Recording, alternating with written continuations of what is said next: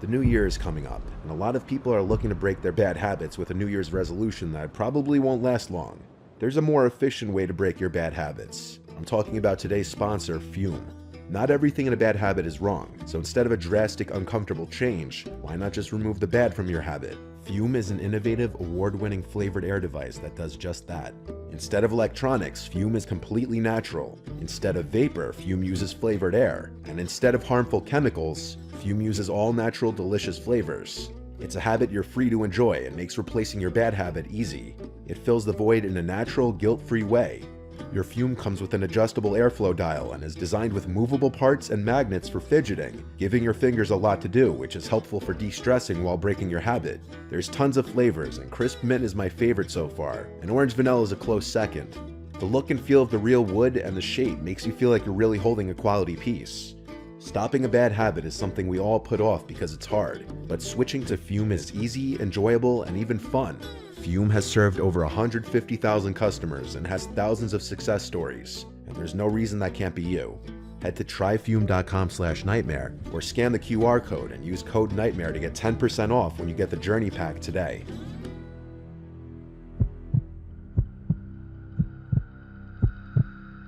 I own 3 pieces of real estate, 2 of which I rent out on Airbnb.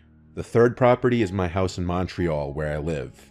Where this story took place was my rental property in Wakefield, Quebec. It's a comfy small home in the woods that's advertised as such. It's a 2-bedroom, but since it's a small house, it's geared more towards couples. Sometimes I'll have groups of 4 or more staying there. Those are the groups I usually worry about because they're the ones who could do damage. With the couples, they usually clean up pretty well after themselves, and I trust a cleaning lady to go take care of the place afterwards. After a bigger group stay, I usually take the drive over there myself to clean and make sure nothing was damaged or stolen. It's only about 2 hours, and when I do decide to take the drive there, I'll most often stay the night there anyway.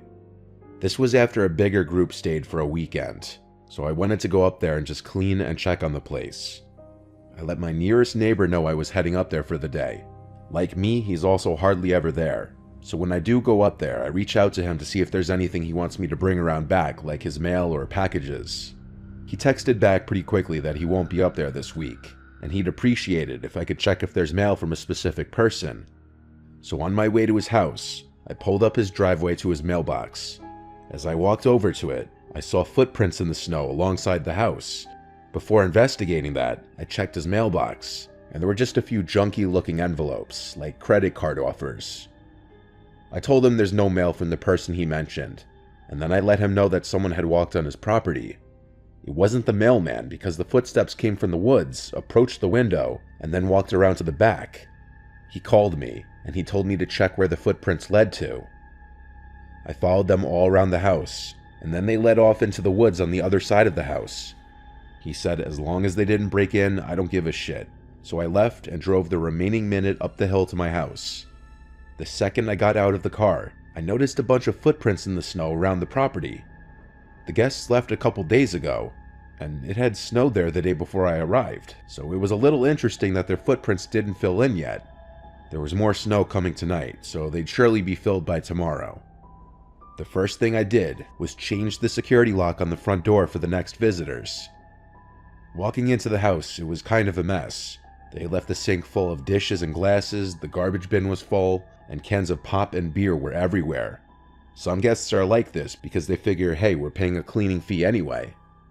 I triple-checked everything to make sure nothing was taken or missing, and then I began cleaning. I had music playing as I cleaned, but even over the music, I heard something from outside. My house is all the way up on a hill surrounded by woods. No one should ever be here. I turned off the radio, and I heard footsteps in the snow right outside the house. They just passed a window, now going to the backyard. I went to make sure I locked the front door, and then I didn't make any noise. Whoever was out there had to know I was here because my car was out front. After like 20 minutes of sitting in the living room, I decided to get up and go outside to look around. Sure enough, there was a fresh trail of footprints circling the house. I followed them all around the house, and then they seemed to just stop or overlap in the back of the house, by the window air conditioning unit. I looked out to the woods, feeling like someone was just out there watching. So I went back inside and didn't go outside again that day. I ordered a lot of food on Grubhub that took forever to be delivered, which ended up being my late lunch and dinner. How I spent the rest of my day after cleaning and doing the laundry was just working remotely on my laptop. It was snowing again outside, and it was supposed to snow all night, meaning I'd definitely have some people looking to rent the next few days for the cozy factor. That's usually how it goes. After I was done with work and it was like 8 o'clock, I started watching a movie, and during the movie, I was hearing these creaks and cracks in the ceiling that I'd never heard before. There's no attic, so it was weird. My only idea was that it could be the weight of the fresh snow on the roof. After the movie, I went to bed. I could hear the sound of the snowflakes hitting the windowsill outside. It was so peaceful. But that unsettling sound of footsteps in the snow outside returned. The realization that someone was outside this late at night was horrific. The footsteps passed my window, then faded away. I was sitting on the edge of my bed for like 20 minutes, waiting for any kind of sound, like one of the doors being shimmied with or something. Anything that would shift me from awareness mode to full-on defense mode. It was a long while of silence before I went outside in my coat and shoes with a baseball bat, and I walked around the house. There was once again another fresh trail of footprints, but this time they started at the air conditioning unit, and they walked away towards the woods. I then put it together that someone was likely on my roof before, and they climbed up and down via the window AC unit. I went back inside and decided to call the police. A Wakefield police officer came to the house maybe 20 minutes later. We looked outside together. He even climbed up onto the roof and told me there were indeed footprints and such on the roof that would suggest that someone had been up there. He was very nice and reassuring, telling me he wouldn't be far away if I heard them come back. I also told him about the similar footprints at my neighbor's house, just as a warning in case this person or group of people is targeting multiple houses for whatever they're doing. As he left, he said he'd be in the area. The next morning I left, and I rented the place out to a group of guests a few days later. They didn't report anything out of the ordinary. Thankfully, this was only an isolated incident that happened over a year ago.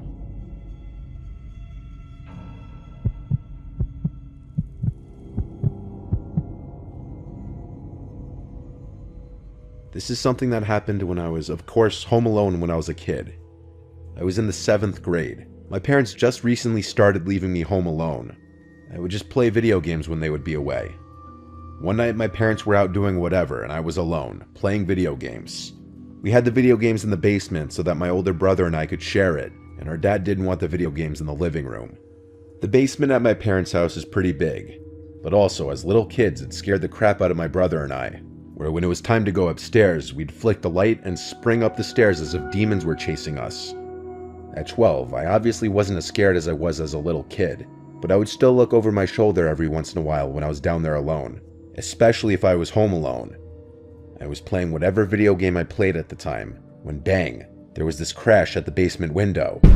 I damn near jumped out of my seat as I turned around to look at the window. It sounded like someone hit their fist on the window. It was kind of dark out since it was cloudy and snowing outside. I looked at the window and noticed there were some snow particles on the window. It looked like a piece of snow might have hit it. My initial thoughts was that it was a falling icicle hitting the window. I tried to go back to playing video games, but the icicle theory melted when there was another loud bang on the glass.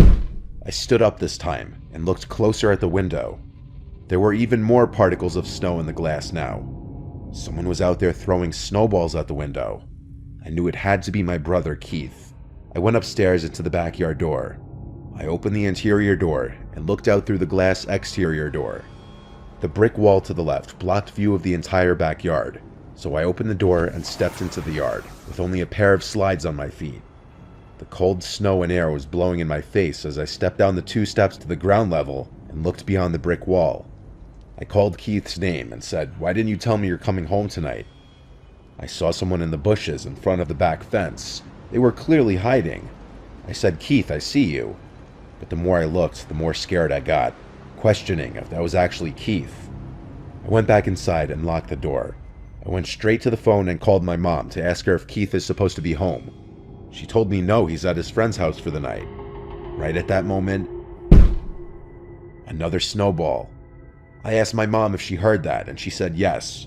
I told her there's someone in the backyard throwing snowballs at the windows. She now put me on speaker so my dad could talk too. My dad asks if it's some kids messing around, and I said I don't know. I was just a kid and I was freaking out. I asked, when are you guys going to be home? And they said soon, they're already on their way home. I remember my mom telling me to not let them know I'm home, but I said they already know because I went outside into the yard. So she told me to just wait upstairs in my room with the door locked, and she was going to call the police for me. And that's what I did. I went to my room and kept the lights off. It was getting darker out, but when I looked out my window, I could still see. There was someone walking around the backyard. They were looking through the downstairs windows, and then I saw them knocking on the kitchen window, the one they threw the snowball at minutes ago. They thought I was still in there because the light was left on. Whoever it was, they weren't a kid. They looked too tall. Maybe they were an older teenager or something, but I couldn't tell because they had a jacket or a coat on with the hood up. I kept watching, and I saw they tried lifting open the window downstairs. Obviously, in the dead of winter, those windows hadn't been unlocked for months. But one thing was for sure, they were trying to get into the house. He then started looking up at the upstairs windows, and that's when I ducked down. I didn't look out the window again. There was a crash at my bedroom window now. He must have seen me. He threw a few snowballs at the windows in my room, and then it just stopped. My mom called me back to make sure I'm okay and told me that the police are on their way. It took a long time, probably because of the conditions. But the doorbell eventually rang, and so I went down to confirm it was the police before letting the police officer in. It was a lone female cop, probably in her 40s. She walked around the property with her flashlight as I stayed inside and watched through the windows. She checked the bushes, the shed, and the patio. When she came back front, she said there were footprints all over the yard, but that there's definitely no one out there. Not anymore, at least. She spoke to my mom on the phone for a few minutes, and then she told me that she's going to wait here until my parents got home. At the end of the day, my parents showed up, the cop left, and I was okay. It may have just been some weirdo or some teenagers playing some messed up prank, though the guy trying to open the window makes me think otherwise. If it were an attempted break-in, it was clearly the dumbest attempt ever after alerting me with the snowballs. I think it was someone that was just trying to scare me, just to be a twisted individual.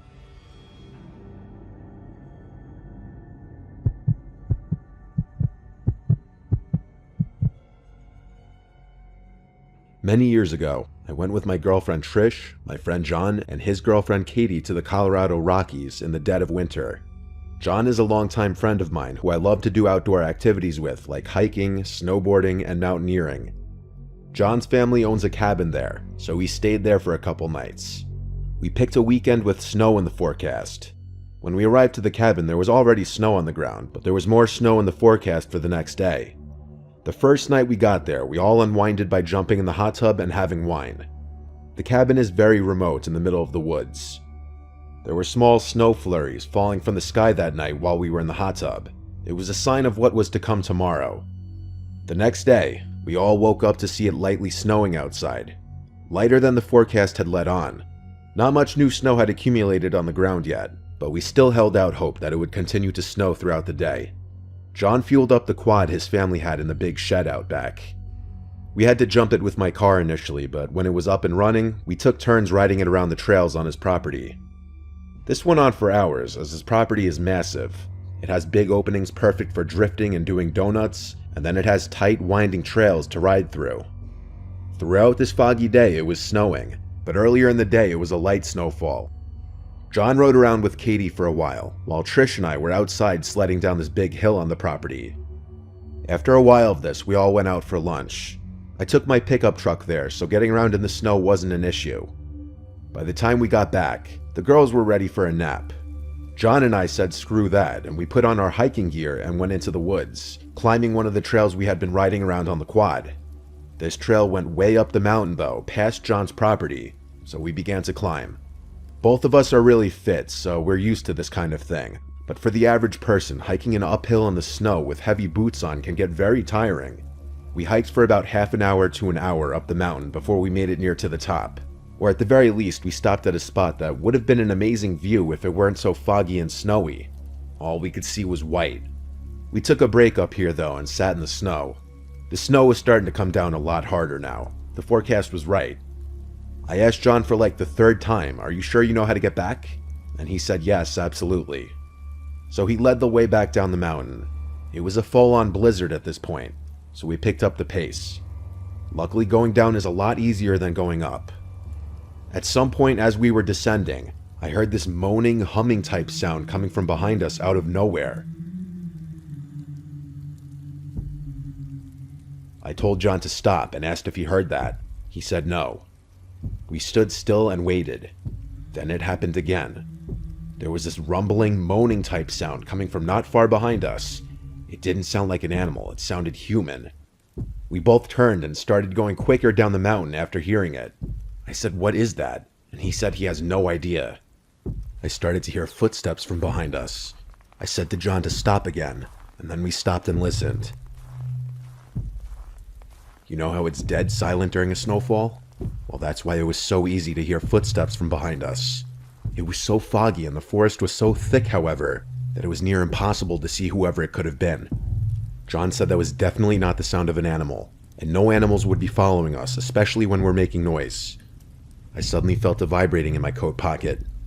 I took out my phone and saw Trish was suddenly blowing up my phone. She must have been trying to reach me, but I didn't have service until now, and all her texts sent at once. As we continued to walk, I took off my gloves so I could answer what she was saying. But as I read her texts, I started to worry. She was asking if that's John and I outside of the cabin, and that they're scared to go out there. I replied the best I could with my wet fingers, "What do you mean?" It didn't deliver. I tried calling, but it went to voicemail. I lost reception again. I told John about the text, and said we have to hurry. All the while, we kept hearing humming and moaning sounds not far behind us. We were basically running at this point, all the way down back to the cabin. We finally saw the lights of the cabin through the quickly darkening woods. We got to the cabin and knocked on the door for the girls to let us in. Once inside, the two of them started talking over to each other, trying to explain what happened.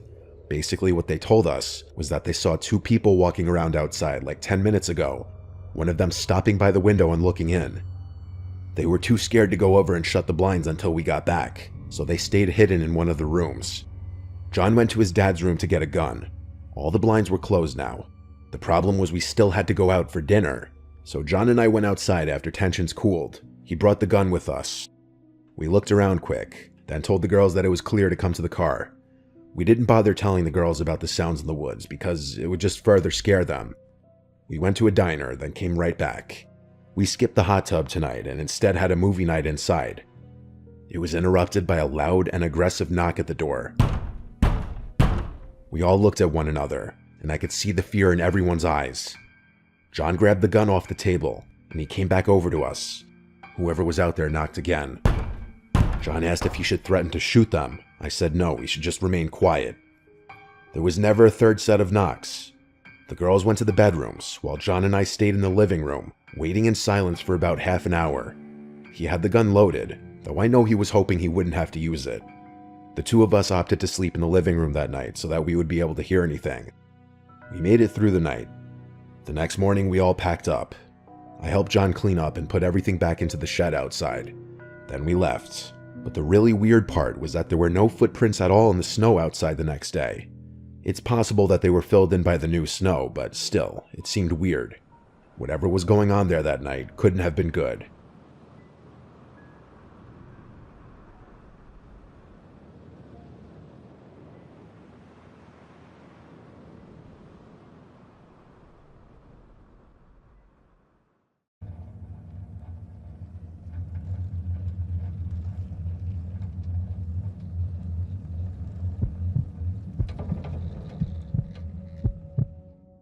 My first big skiing trip ever was with my friends Angel, Amy, and Jessica, and we all flew to Colorado. We all rented an Airbnb in the town of Snowmass, right by Aspen Mountain Ski Resort. I had only been snowboarding one other time in my life at this point, and that consisted of riding down the bunny hill over and over. I was pretty bad. First thing we did from the airport was Uber straight to the Airbnb. It was a spacious 4-bedroom house. It had a huge deck with a hot tub on it overlooking the Colorado countryside. Since it was nighttime already by the time we got there, we went out to some local bar on the first night, which was a Thursday. The next day we went straight to the mountain via Uber. We got our rental equipment at the mountain to make things easier.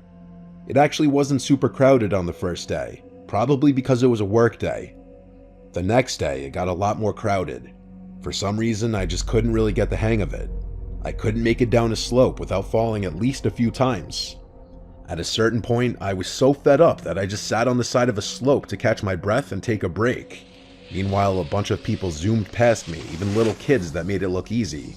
Then came this man who seemed like he didn't really know what he was doing either. He came up to me and asked if I'm okay, and he started trying to make conversation with me. It was the weirdest spot to make conversation, so after a few seconds of answering his questions, I got up and said nice talking to you, and resumed trying to snowboard down the mountain.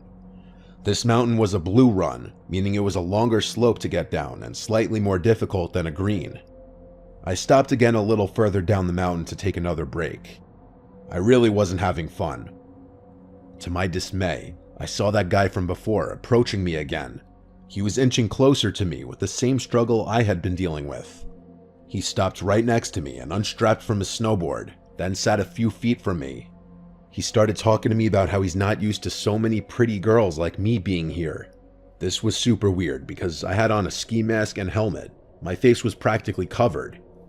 He asked who I was here with. I lied and said my boyfriend. He laughed and said he saw me come here with all girls.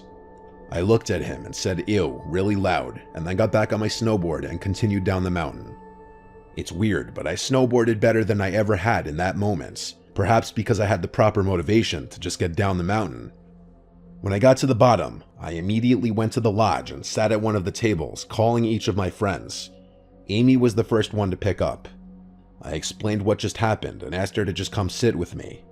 A few minutes later, I saw her walking over to me.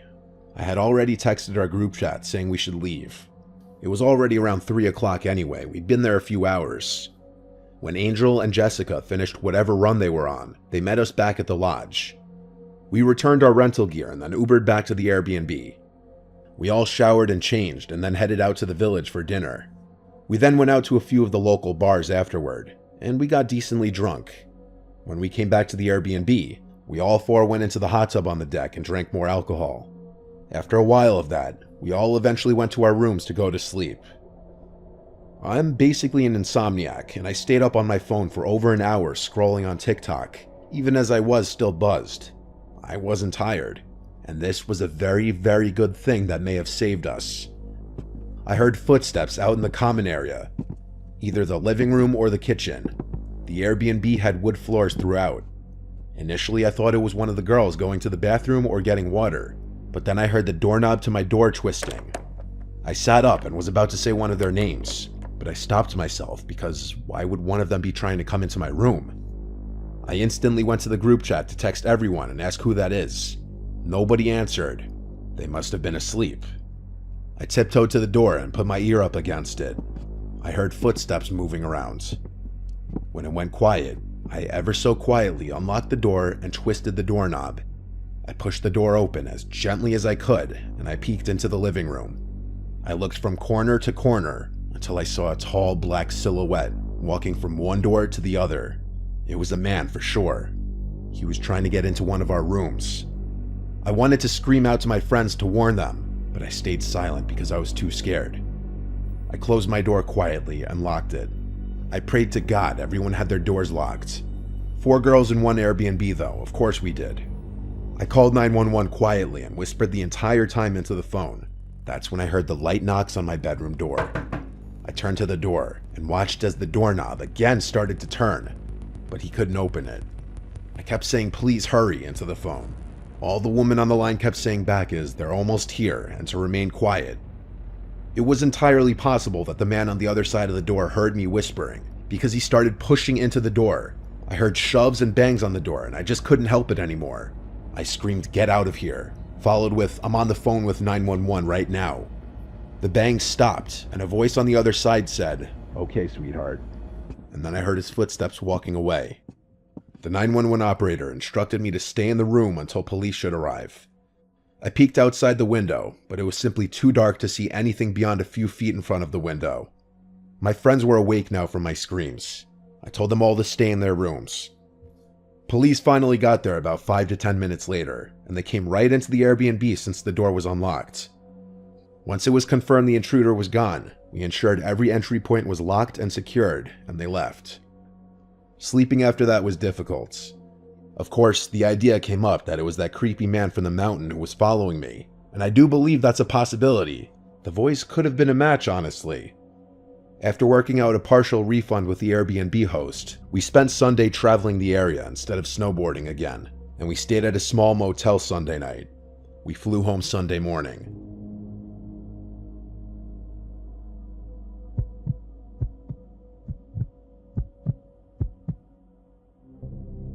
Whenever I was scared as a kid, my dad had always told me in life that you should not be scared of ghosts, fear the living because they can actually hurt you. In my late teenage years, I came into some money after my father committed suicide and I received an inheritance from him. At the time of my dad's passing, he and my mom owned a cabin up in Oregon by Mount Bachelor. The cabin had been put up for sale since my mom could no longer afford the payments, and renting it out was not covering the payments either. The cabin was set to go on the market for sale in less than a month, and was in the process of finalizing all the paperwork with the realtor and lawyer. So for that month's time, the cabin was not going to be rented out any longer and was just going to be vacant. I saw this as a chance to get away for a while and clear my head in light of all the things going on. I quit work, packed up my snowboarding gear, grabbed my dog Midnight, and headed up in my dad's car to the cabin. My first 2 days at the cabin were normal and nothing out of the ordinary happened. I spent my days playing with Midnight in the snow and snowboarding, and the evenings playing PlayStation or listening to music, drinking and smoking out on the balcony. I had already stocked up on food, cigarettes, and liquor, so I was pretty much a shut-in aside from the occasional out to hit the slopes. With my dog as company and DVDs, PlayStations as entertainment, I was quite content, and started to feel relaxed after all the drama that had preceded my outing. The cabin itself was 2 stories. The bottom story had the living room and a side guest bedroom along with a small kitchen. Upstairs had another 2 rooms along with a walkout balcony attached to the master bedroom. Most of my time was spent either in the living room, kitchen, or master bedroom. I never ventured into the other rooms and always kept the doors leading into them shut. The 3rd day came around and I was going through my usual routine of playing with my dog, playing games, and watching DVDs. That day it was a pretty heavy snowfall, so instead of hitting the slopes, I stayed in. That's when things started getting a bit weird. In our area, there were only 2 other cabins adjacent to ours, maybe a block away from each other. All other cabins aside from these 2 were around a mile away from ours.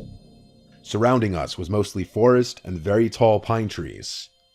Both these cabins were empty, and from the past couple of days, I knew that no one was currently staying there. Around midday, while outside with my dog, I noticed what looked like footprints in the snow around the area surrounding our cabin. It was still snowing, so the footprints looked semi-fresh, like someone had just been there in the last 20 to 30 minutes before me.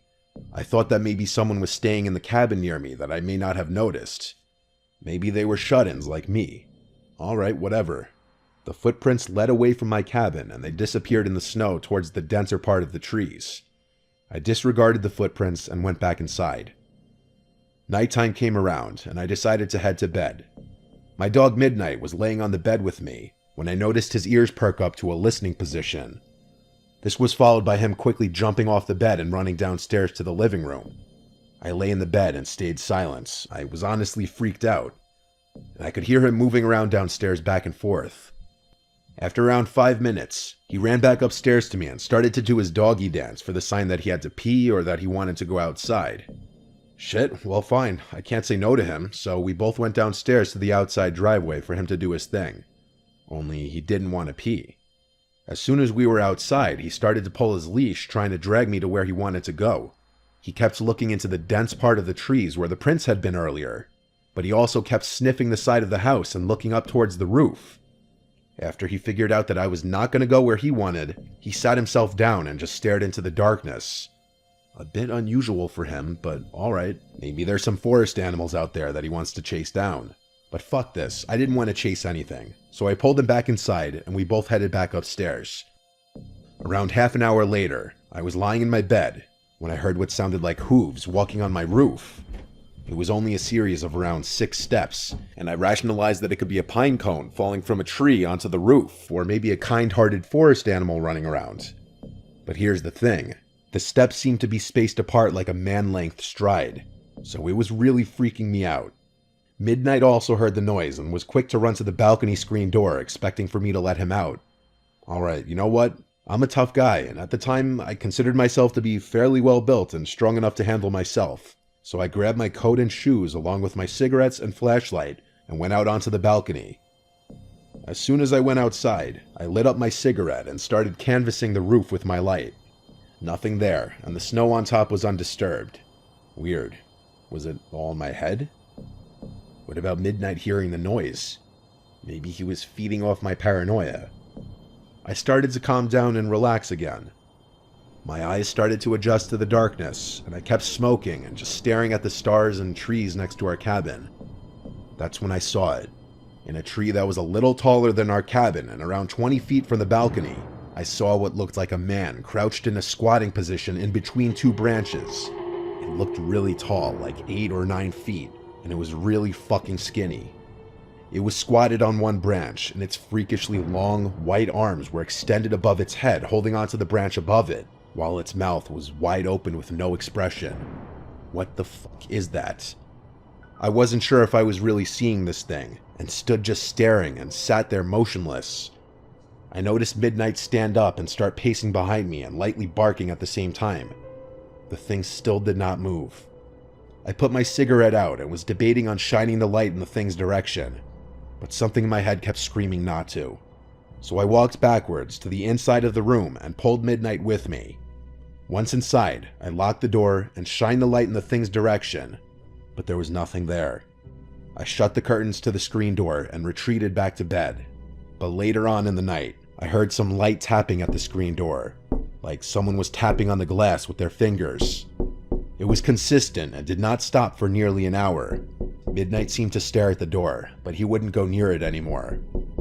The weirdest part was that I had a feeling like someone was inviting me to open that door, but at the same time, I kept hearing my dad's voice in my head, telling me to stay in bed and don't do it. I listened to my dad's voice and just stayed where I was. I passed out eventually and woke up in the morning. It didn't take me long to pack everything and get the hell out of there.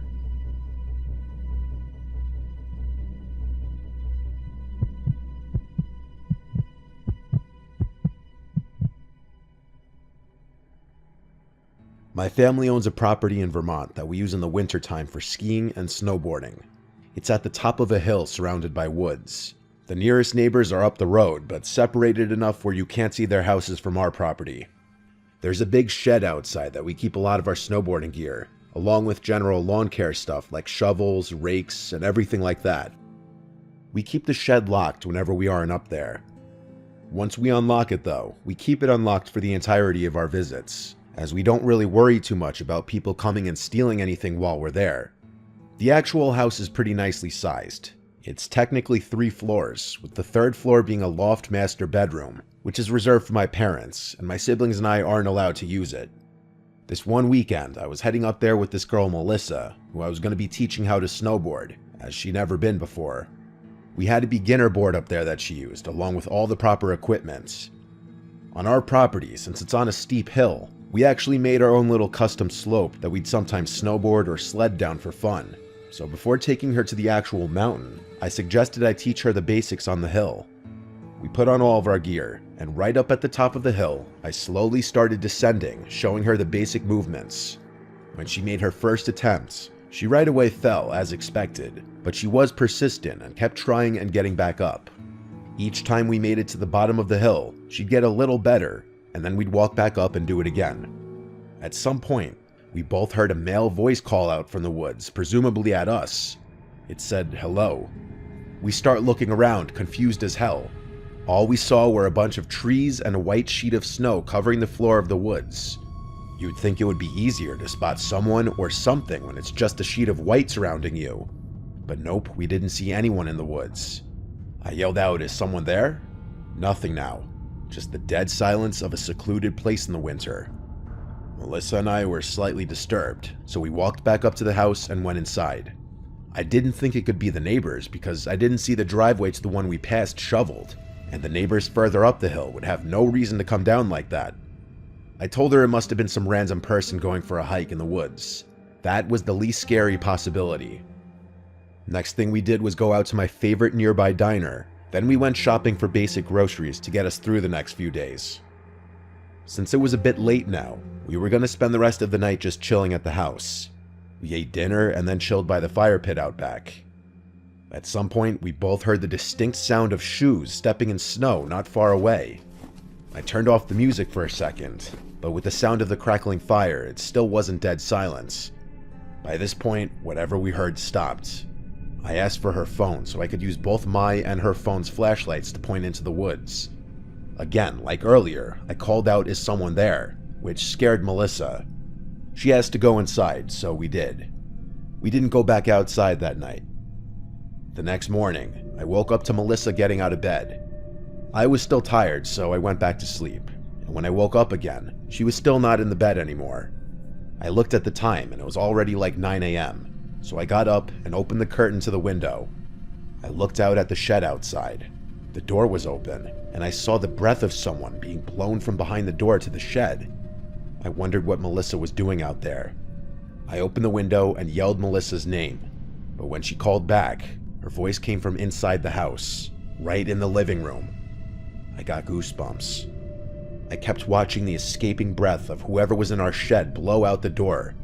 I yelled outside, "Yo, who's in my shed?" And a few seconds later, I shut the window and ran out to the living room to find Melissa watching TV, or rather now, she was more so just standing in front of the couch concerned. I looked out the back door and saw the back of somebody dressed in black running into the woods. I looked for my boots, but by the time I put them on, it was too late to chase him. I went to check the shed to see if anything was stolen, but it seemed everything was there. I relocked the shed just to be safe. I saw the footprints of that person lead from the woods to the shed, then back to the woods again. I wasn't about to follow the footprints though. After nerves calmed a bit, we ate breakfast, then headed for the mountain, and we had a whole day of snowboarding. Melissa picked it up surprisingly well, and we plan to have one more day at it tomorrow. After we got back to the house, we cooked a steak dinner, then watched a movie. We didn't want to sit out in the dark again after last night and earlier that day. In the middle of that night, I woke up to Melissa shaking me. She explained why. Then she told me to listen. We sat in silence for about 30 seconds before we heard, "Help me," in a very long, drawn-out voice from outside. Melissa was in hysterics. Then we heard the voice again.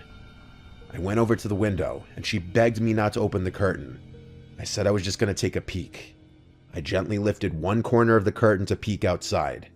I don't know what I was expecting to see, except for total blackness. I cracked the window open, and a gust of cold air hit me in the face. I listened, intending on getting a better idea of where this voice was coming from, and then I suddenly heard footsteps in the snow, getting much louder very quickly. They were coming toward the window. I quickly pulled it down and relocked it. Whoever it was already saw me though. The knock on the window confirmed it. I looked over at Melissa, who was hiding under the blanket, making faint crying noises. I told her to just stay quiet. Our best response was to not respond or acknowledge them. There was never another tap at the window, nor were there any more calls from outside. It was a long couple hours after that of not sleeping. Eventually though, we got so tired that we did end up just falling asleep. The next morning, I checked around the house, and there were footprints literally surrounding the house. Someone or multiple people had been circling the house, apparently going from window to window. We decided we'd leave early, because clearly someone was stalking us from the moment we got there. I locked everything back away in the shed, then we packed the car, and back to Rhode Island we went. For those curious, nothing was broken into or stolen the next time any of us went back up there, so truthfully, I don't even really have a guess as to what that person out there wanted, but it was most definitely the same person stalking the house from the moment we got there. It might have been multiple people, and when you're up in an isolated place like that, realizing you're not alone is the scariest thing imaginable.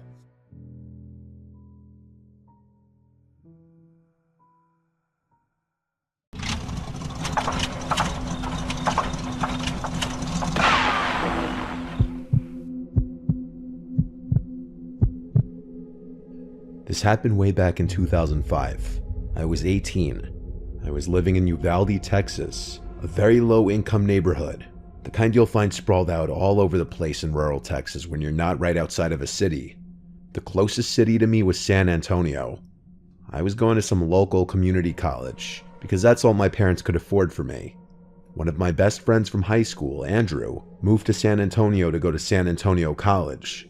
He was living in some small apartment a little outside of the city with a roommate. His girlfriend would also often stay with him. Since the city's only really an hour and a half away, I would visit him all the time. He invited me this one weekend to come crash for the night, so I took my trusty old 1995 Toyota pickup truck. Nah, just kidding, the thing was a piece of crap. The gas gauge didn't even work on it. I'd have to always just keep track of when the last time I filled the tank up was, then reset the trip mileage. I took Route 90, which was a straight shot from Uvalde to San Antonio. I was on the road at like 3 p.m. on a Friday, and there was no traffic at all. I got to Andrew at a reasonable time.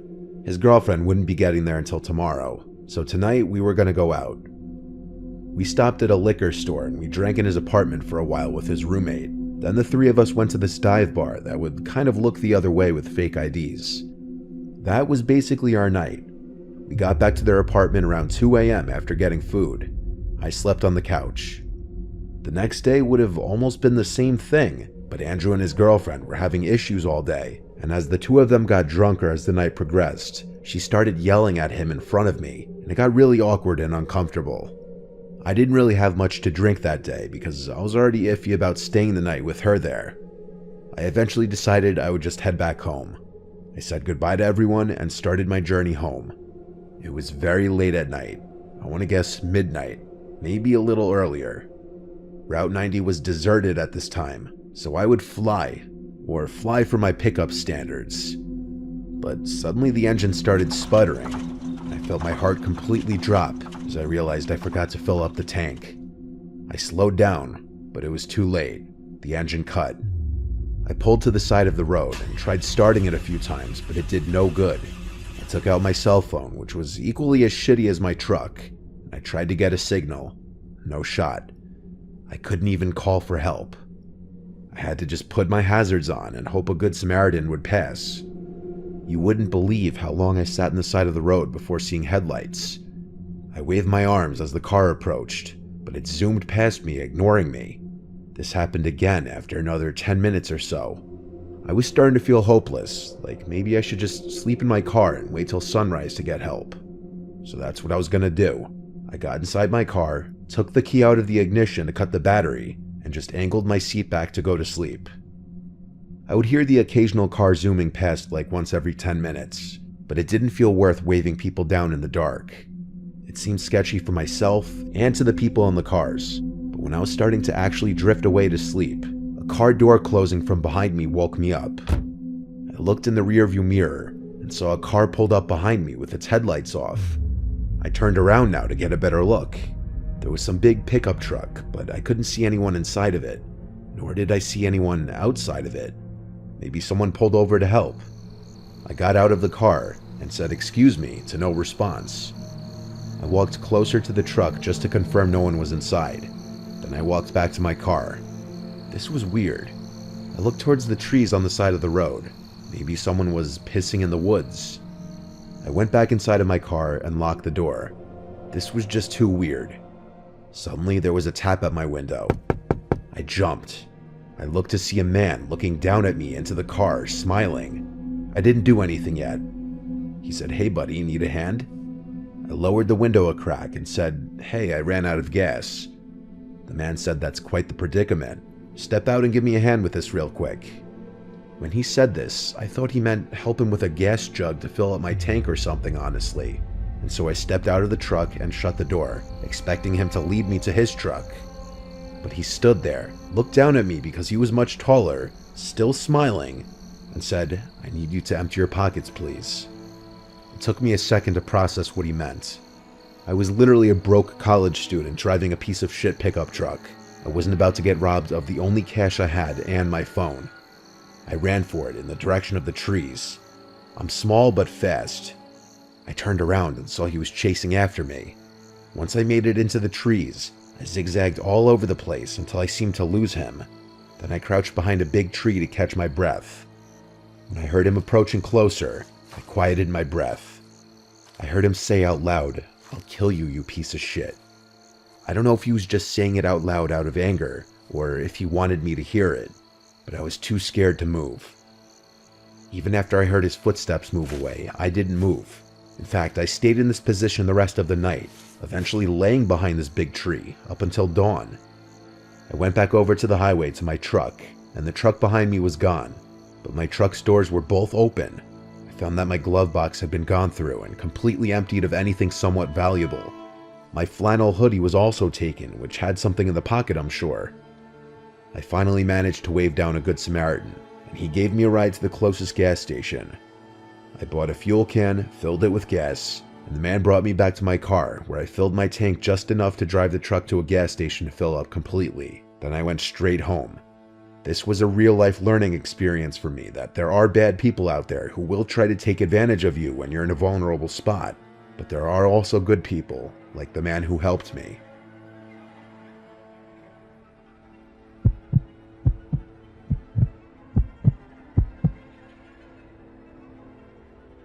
When I was 18, I was very immature and naive. I was kind of a jerk when I was on the road, honking whenever I got impatient, borderline cutting people off. Looking back now, it was very stupid, and if I ever have kids, I'll be that much more strict with them as far as their driving. That being said, I did drive a lot for someone my age. I went away to school 5 hours away from home. No matter what day of the week, traffic always gets atrocious the closer I get to home. So during breaks, I'll drive home at night to avoid this. It goes from a 4 to 5 hour drive down to a 3-hour drive. It was the beginning of winter break, as the fall semester just ended. All my friends left for home on the same day. I just waited till later on in the night to head out, because there's nothing I hate more than traffic. I used to drive a Mazda 3 that I would beat the ever-living crap out of, and admittedly, I used to be known for driving my car to a near-empty tank consistently. People would comment on it whenever they'd be in the car with me, and I'd always assure them that the car would still have at least 30 miles to go even after the needle would hit E. I found out the night I was driving home from school that I was wrong. I was only like an hour into my drive on the interstate. The needle was on E, and I was pushing my luck, waiting for a gas station sign instead of looking up the nearest one on the map. The car started making these weird sounds suddenly and jolting, and that's when I realized I may have actually run the tank empty this time. I got off the first exit ramp and hoped it would lead right to a gas station. This exit was dark though, with no street lights, and there was just woods on either side.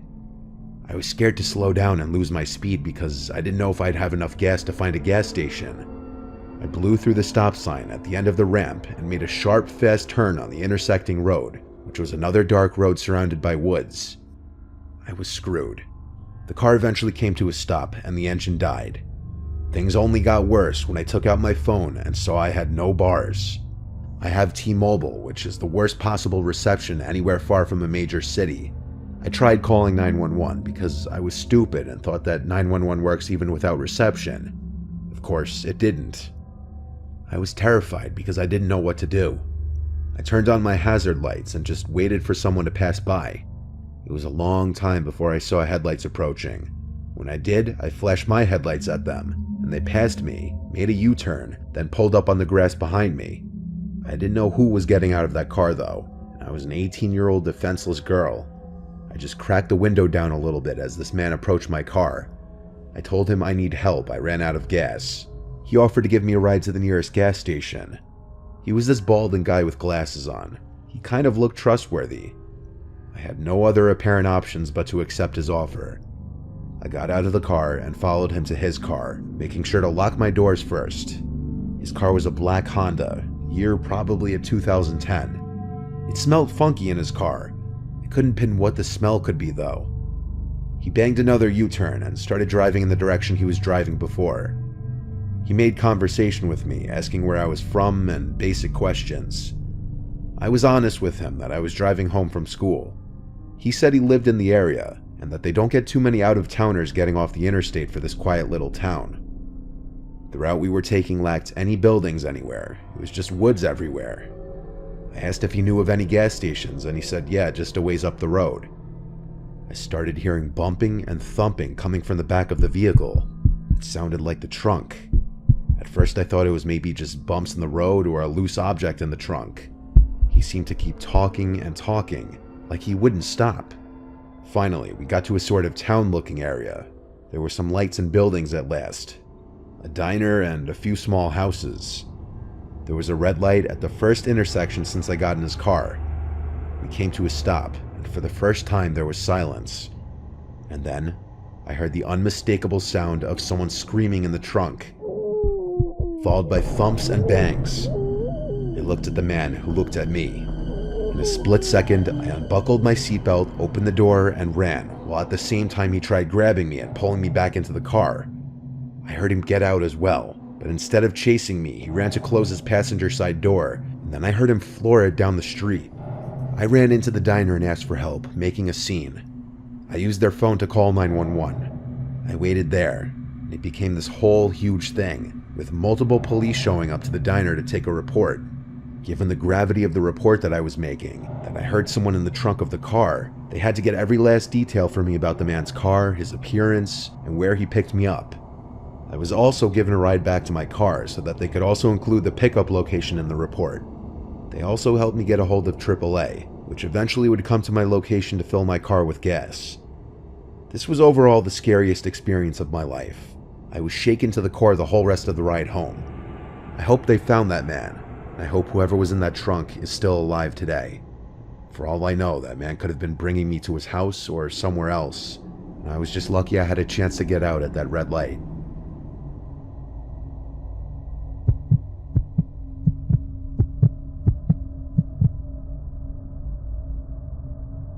I live in Burke County, North Carolina in Morganton. I'm used to the quiet lifestyle that comes with living in a rural place. You get some weird characters here and there, but it's usually nothing too bad. I own a nice plot of land with my husband. My work schedule fluctuates. Sometimes I work days, sometimes I work nights.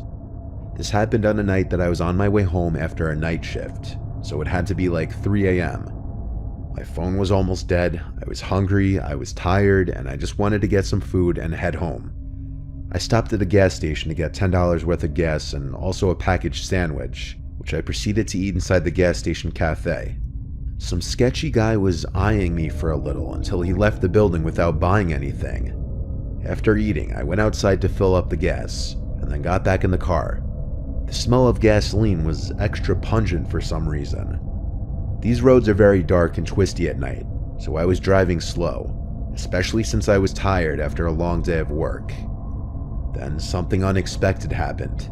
The needle on the gas gauge suddenly dropped to E, and the low gas light came on and beeped. I had no idea what was going on. I'm not a car person, and I'd never run out of gas before this.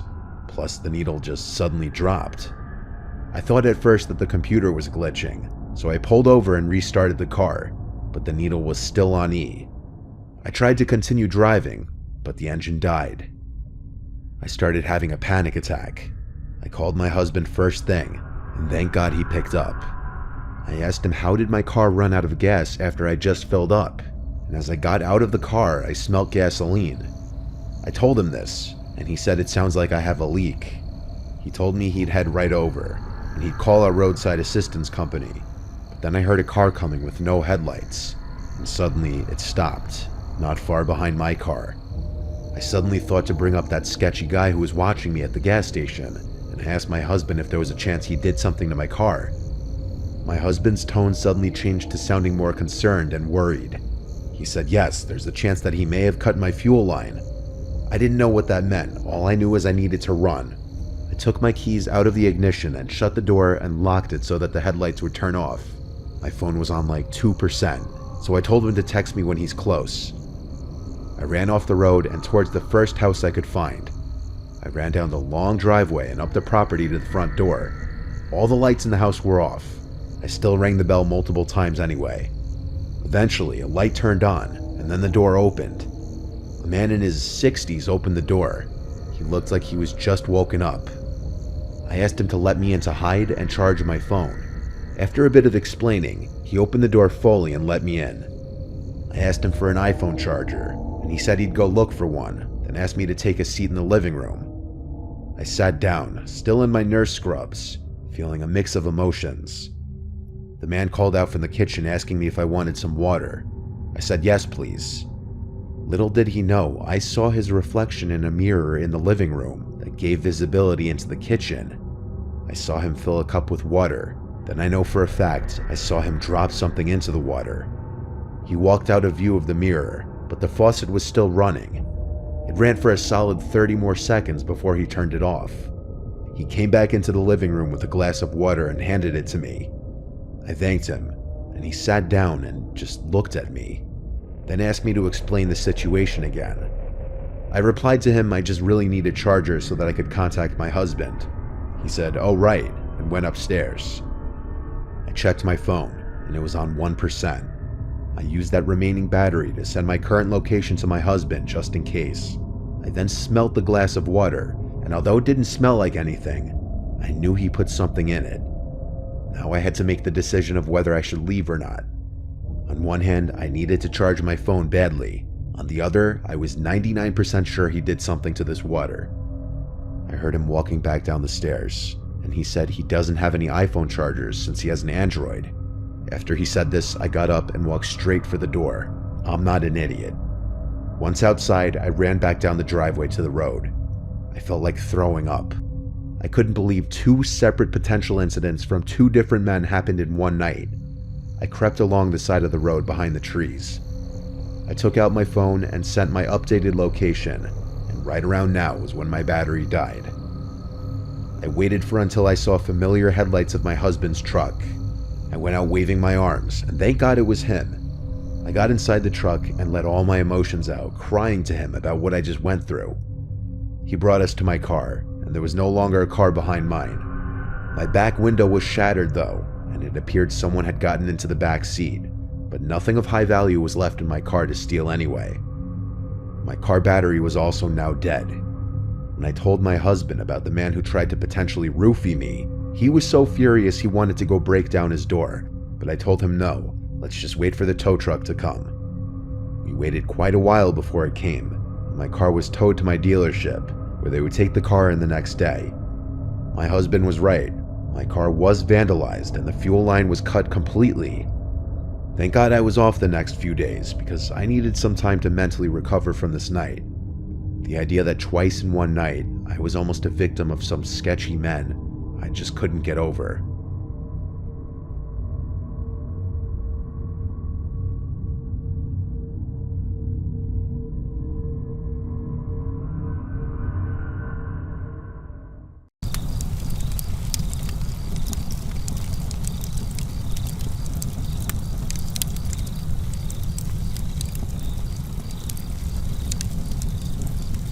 I am 14 and my friend is 15. One night my friend asked me if I wanted to spend the night, so I did. His mom was at work and his dad was at the gym. Me and my friend were upstairs in his room playing video games. We kept hearing what sounded like scratching noises and slight banging. We thought nothing of it because he has a dog, so we kept playing our video game. Minutes later we heard the noises again, but they were louder, and so we went to go see if it was the dog. It couldn't be the dog because it was lying outside his parents' room. Fearing someone was trying to break in, we grabbed our knives and flashlights. We searched all the rooms upstairs, then went downstairs, searching it with only our flashlights. We decided it would be best to search his backyard, although we don't know how someone would get in his backyard because it's fenced in and there's a deep drop-off on the other side of the fence at the back. The search came up empty. I convinced my friend we should search the front of his house and make our way around his fence. We went around front and he went left and I went right.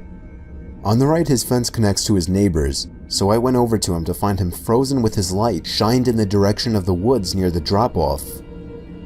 I was weirded out and shined my light in the direction of his to find a guy dressed from head to toe in all black, frozen and staring at us. At this moment, I yelled "run" and we bolted inside the house and called 911. We waited, and minutes later 2 officers arrived to find nothing, and they told us to call them again if anything happens. Me and my friend were instructed by his parents to stay inside and downstairs in case anything happens, so we did. About an hour later, me and him were sitting downstairs on the couch, and he out of nowhere asked, "Did you see that?" "See what?" He then said, "The light. Someone shined a light through the window over the fence." About a second after he said that, I saw a beam of light shine through the window. So we called 911 once again, and the officers showed up minutes later and yet again found nothing. Me and my friend at this point were paranoid and waited until his dad showed up, and we took him outside to the backyard where we all heard footsteps. His dad convinced us that it was just a hunter, so we went to bed with no more problems. Unfortunately, it doesn't end there. My friend asked me about 2 weeks later if I wanted to spend the night again, and I did. Later that night, his parents were both still at work. We were joking around about what had happened with what we thought was the hunter, as his dog was outside doing its business. While we were talking, I peeked out the back door to check on his dog to find what looked to be someone peeking over the fence, so we immediately called his dog in and locked the door. We left it alone, and minutes later, as we were in his room, we heard noises, so I looked out his window to once again see what looked like a guy peeking over the fence. So we grabbed knives and flashlights once again and went in the backyard and shined the flashlight in the direction we thought we saw the person. The light illuminated the outline of a head at the area of the fence we thought we saw the guy. We ran inside and called 911 and they responded. Minutes later they showed up and again found nothing and sat at the area outside the fence near the woods for 5 minutes in case something happened. Nothing happened, so they left and they told us to call back if anything happened. We didn't tell his parents this time because we thought they wouldn't believe us. Me and my friend returned upstairs to his room, and about 2 hours later, we heard the loudest banging ever. It started from the downstairs on the left side and went to the front door. We freaked out, we grabbed the dog and barricaded ourselves in his parents' room and got his dad's gun out in case we needed it. We then called 911, and again the police showed up and found no one and no sign of anyone and left. That was the last time we ever had that problem, and it still has us scared to this day.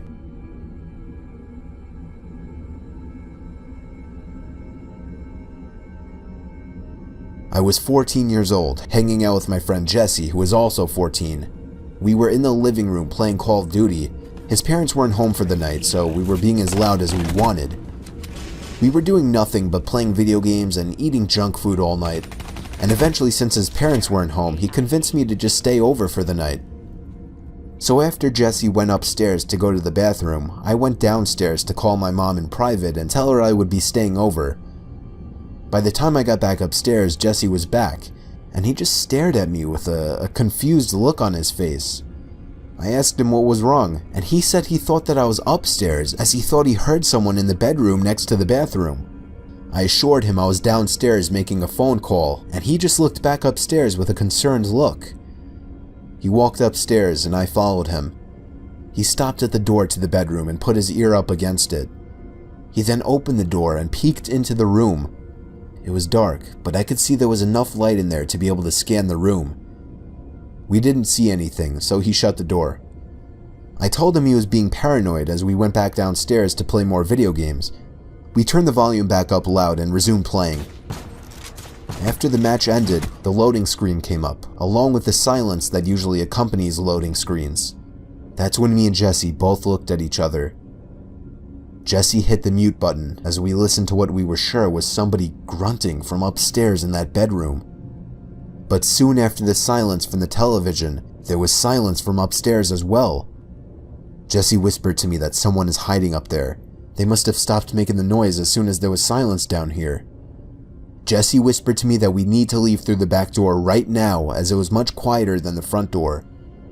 I agreed, and we headed outside to the back door. As soon as we were outside, Jesse got on the phone with the police as I looked up to the bedroom window. For some stupid reason, I turned on the flashlight on my phone and aimed it up to the window. About 3 seconds later, my heart dropped as someone stepped into view from behind the glass, but only for a brief moment. They seemed to crouch down under the window after spotting us. Jesse saw it too. That's when we actually took off down the block. We only came back when we saw a police car parked outside with its lights on. Jesse unlocked the front door for the 2 cops, and they went inside to investigate. As me and Jesse were outside waiting by the car, we saw him. Him, as in the guy who was surely at the window. He was coming out from the backyard, walking really fast, yet also clearly trying to keep quiet. This man was really tall, like 6'5" or something, and he looked to be mid-40s. Me and Jesse ran inside and screamed for the cops to come outside, but by that time he was gone, and we had no idea which direction he could have gone in. Inside of the bedroom that the man was in, a giant clothes bag had been pulled out from under the bed with certain articles of clothing obviously missing. There was also money missing from the desk drawer, and the desktop computer had been turned on. We never saw or heard of this man again.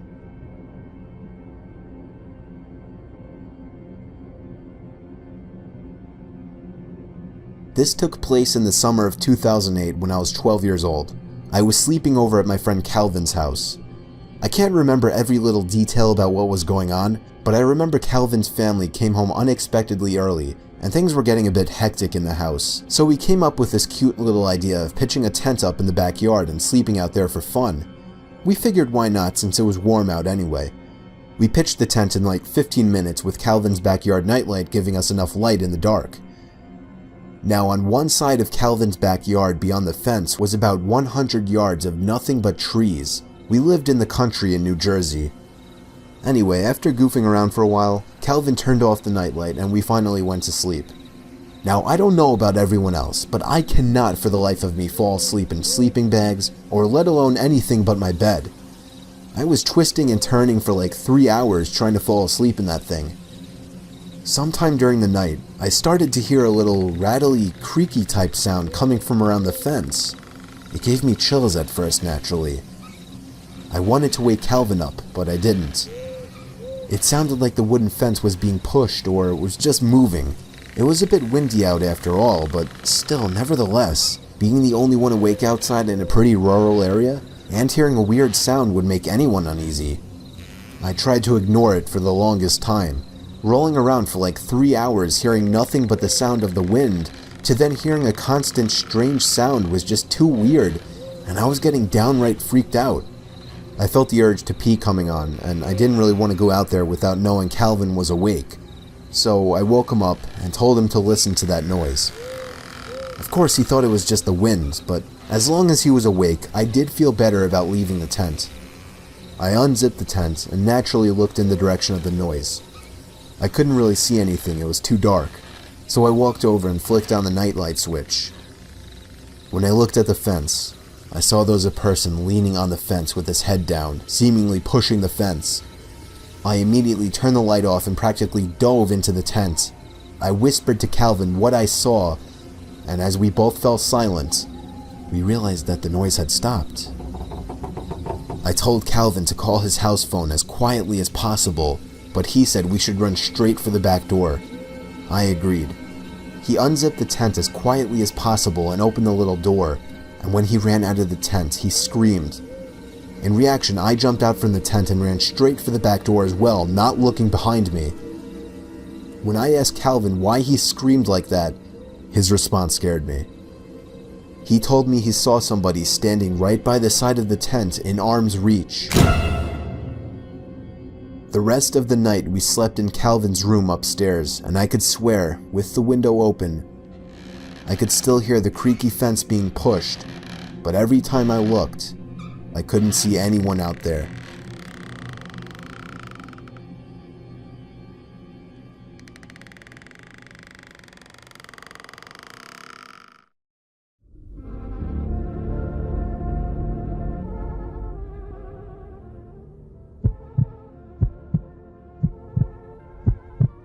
It was December 31st, New Year's Eve.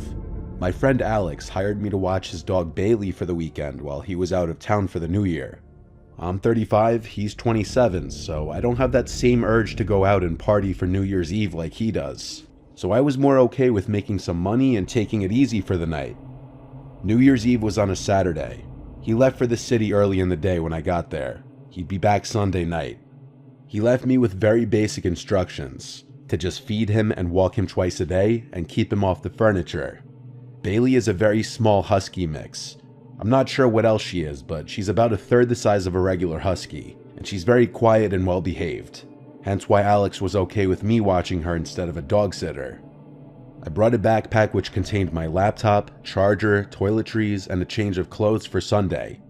Alex and I don't go way back. We met through mutual friends and had started going out occasionally on the weekends ever since. I would be sleeping in the spare bedroom of his house on the futon. Throughout the day, I just did stuff on my laptop and played some of Alex's video games. Later in the night, I invited my girl over with Alex's permission. His response was, "You better not in my bed," a way of jokingly saying yes, she can come over. She said she'd be getting out of work after 12, but then she'd come straight over. Alex's house is about half an hour from us, so my girl Trisha wouldn't be getting there until late. I had to kill the time alone with Bailey watching movies until then. We were in the living room, and Bailey was by my feet. It was probably 9 p.m. when the doorbell rang. I went to answer the door, and it was a girl at the door. She looked about 30. She had a hoodie on and was holding a jacket. She introduced herself as Alex's girlfriend and said she left something here that she needed to grab. I offered to grab it if she wanted, and she said no, it's okay. She knew where it was in his room. I said okay, that's fine, and let her inside. She went straight upstairs to Alex's room and slightly closed the door behind her without latching it. I right away texted Alex, "I didn't know you had a girlfriend." She was in there for quite some time, until she came back out, still holding her jacket. She came back down the stairs and thanked me and was going straight for the door. I tried to stop her for a quick conversation, saying, "How long have you guys been dating?" And she said, "Too long," then laughed, as if making a joke. I laughed too, and then she said, "Have a good night." I was a bit surprised by the interaction, but what I gathered from it was they had probably just recently broken up. Now I started to worry that maybe I shouldn't have let her in. Since Alex hadn't answered my text yet, I called him a few times before he picked up. He was out with his friends in a loud setting, so he could hardly hear me until he went outside to talk. I told him his girlfriend just came by to grab something, and he was completely bewildered at what I was saying. "Who are you talking about?" he said. I responded, "She said she was your girlfriend. I didn't get a name." He said in a yell, "You know I don't have a girlfriend. What did she look like?" I started to feel really stupid just about now. I described the girl, and he said he had no idea who this could have been. I then proceeded to explain to him that she went upstairs to his room for a few minutes, then came back down. This was when he started freaking out. He told me to go up to his room now and check if she stole anything.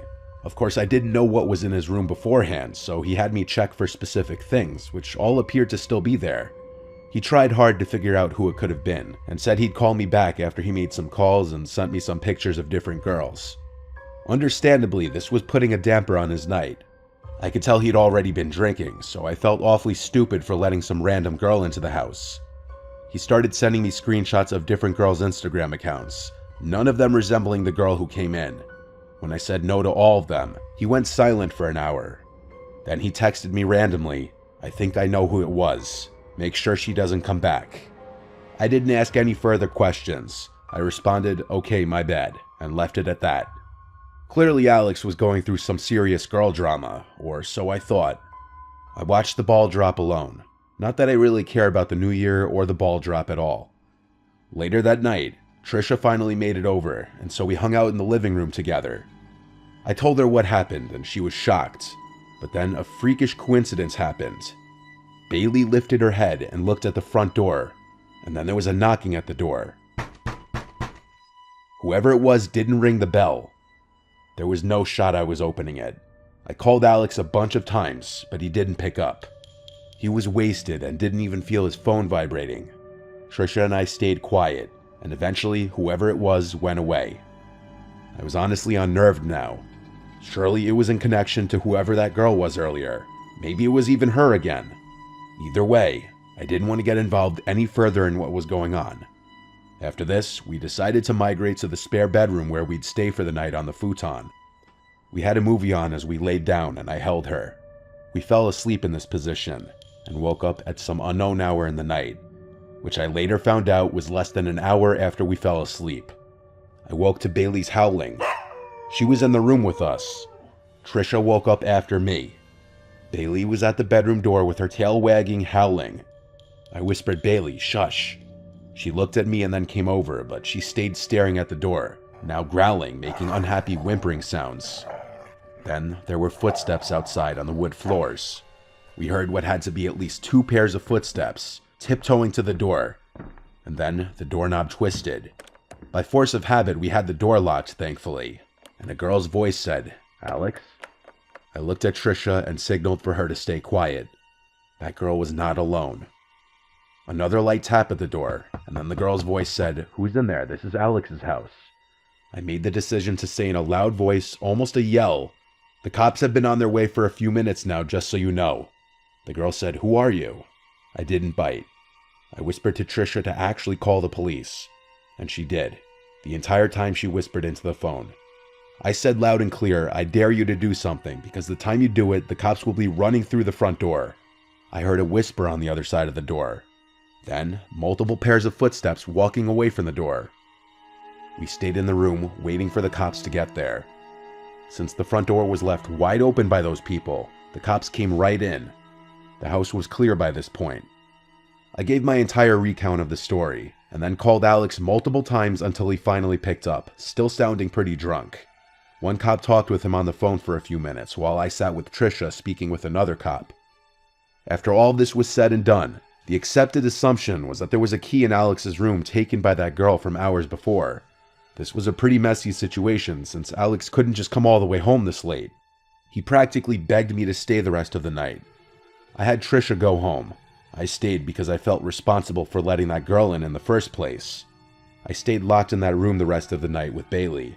I literally wedged a chair against the front door as some half-assed attempt at keeping them out if they decided to return. By morning, though, it seemed that they didn't return. Alex came back earlier that day than originally planned. I'm not going to air out any more private information to the internet than I already have, just in case anyone who knows him can figure out this story is about him. But he did tell me who he thought the girl was, and the story behind it proves that men have to be careful too with the women they choose to interact with. That girl and whoever was with her's intention of breaking in wasn't to steal anything evidently, which is the scariest part. He changed his locks ASAP. I can't even imagine staying in that house if I were him after this. However, it's been a year, and as far as I know, nothing has happened, unless he's keeping more to the story he told me a secret.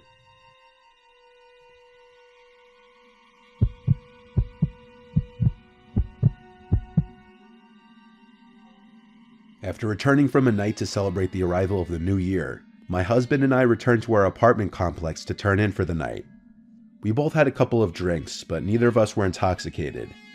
As much as we enjoy partying with friends, when it comes down to it, we are really just homebodies. We lived in the corner penthouse suite of our complex. Although this was never confirmed, it was suspected the owners wanted to convert this apartment complex into condos. The rent certainly was not cheap, and access was limited to this floor. Upon entering the building, there is a walk-up, 2 secure doors, and every now and then, there would be a doorman to greet you as you entered or exited. There were also multiple security cameras placed throughout and around the building. It was an especially cold evening, and when we returned, there was no doorman present. It was late, at least 2 a.m. The foyer was empty, and one of the lights flickered softly. My husband and I entered the elevator and pressed the button to the top floor. The elevator ride was smooth, and as we ascended, I could feel myself becoming more relaxed, excited to finally be home and able to rest. My feet were killing me from wearing heels all night in the bitter cold. The bell chimed, signaling we had reached our floor. The door slid open, and we turned the corner to the left. Like I said, our suite was the corner suite at the end of the hall. However, something caught our eye. A woman, or what at least looked like a woman, was meandering through the hallway. Her hair was dark and scattered. It looked to be matted and covered her face. She wore a black lace dress that was torn and looked to be in bad shape. Thinking back, I don't even think she had any footwear on. We assumed she was intoxicated and was having difficulty finding her suite. Although on closer inspection, she didn't look familiar. We knew all of our neighbors, as like I said, access was limited on this floor. I looked at my husband, who stood still as well. I could see he was contemplating the same thoughts. I asked him, should we ask if she needs help? He looked at me and said, just wait, maybe she's just drunk and having a hard time finding her suite. The woman just continued to slowly slide herself along the walls of the hallway, stopping at each door and peering through the exterior peepholes. Admittedly, this was creepy, but it just added to the theory that she was a drunk woman looking for her friends. She was humming, or what I believe was humming. The sound was something between a growl and a hum. We stood there in utter disbelief and awe. However, there was a veil of tension and uneasiness that lingered. The strange woman stumbled through the hallway, hunched over until she pulled herself up to peer through the peephole. She eventually got to a suite of an elderly lady, whom I have a strong connection with. We'll just call her Tilly. Tilly was the sort of woman whose family had neglected her and rarely visited. She would bring my husband and I baked goods from time to time. I would bring her leftovers and assist her with groceries and medication frequently.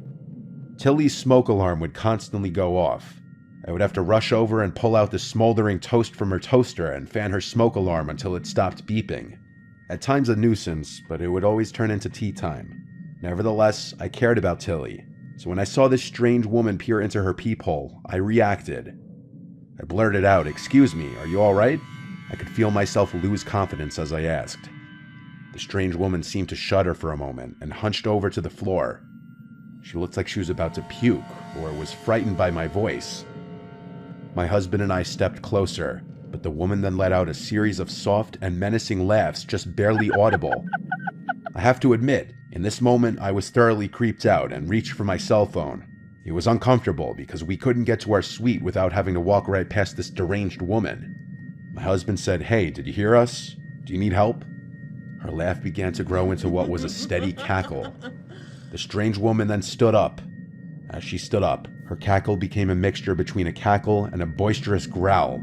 She then stumbled forward and continued walking down the hall. There was a staircase just outside of our suite. I assumed she was making her way to the stairs, just too embarrassed to walk past us to the elevator. Maybe she was just a drunk woman and this was nothing more than an uncomfortable standoff with a sad and intoxicated woman. I mean, if she was really that drunk, the stairs probably weren't a good idea. We were on the 7th floor. Nevertheless, I just didn't feel like it was worth the risk to engage with this woman. I just wanted to enter my suite and dive into bed. It was late, and my feet still hurt. As we took a few steps forward, the woman stopped. Almost with laser precision, she stood up completely straight, looked right at our door, and then began to pound on our door screaming bloody murder. I could feel myself becoming swallowed with fear. I reached for my cell phone and began to dial 911. The woman kept pounding on our door and screaming. To be honest, I'm surprised none of our neighbors came out to see what was happening. Part of me thinks they were too afraid themselves and were probably peering out of their peepholes. Afraid of what our neighbors would think, my husband said, "Hey, what are you doing? Stop that." And just like that, the strange woman stopped, fell to the ground, and began crawling quickly towards us. She looked up for a brief second. All I could see were her dark eyes. Her mouth seemed to be stained black and she was growling again. But this time, it was as if there was something in her throat that she was choking on. Frozen with fear, my husband and I just watched until she flashed us a menacing hiss, the kind you would hear in a movie, but never imagine in real life. Terrified, I whipped off my shoes and my husband and I ran towards the staircase on the other side of the building. We didn't want to risk waiting for the elevator and have her catching up. We went down 2 flights of stairs and stopped to listen if she was making her way down the stairs. But it was almost impossible to hear as my heart was pounding so hard. I thought to myself, what the hell was going on? We waited there for 10 minutes or so, until eventually we had the courage to head up the stairs and back to our suite. The woman was gone, and so we entered our suite. I was just relieved to finally be safe in my home. My husband sent a text to our landlord, and he replied that we would hear from him in the morning. I was so unbelievably exhausted, but found it incredibly difficult to sleep. The sound of that woman's growling and cackling rang in my ears. I hardly slept. The next day, when my husband went to speak to the landlord, he asked him to check the security cameras, although nothing turned up. The landlord said the cameras glitched due to the frigid temperatures last night. To this day, I still don't know what to think. That woman most certainly had problems. The question is, was she dangerous? We moved about a year later, but every New Year's Eve, I still think about that night.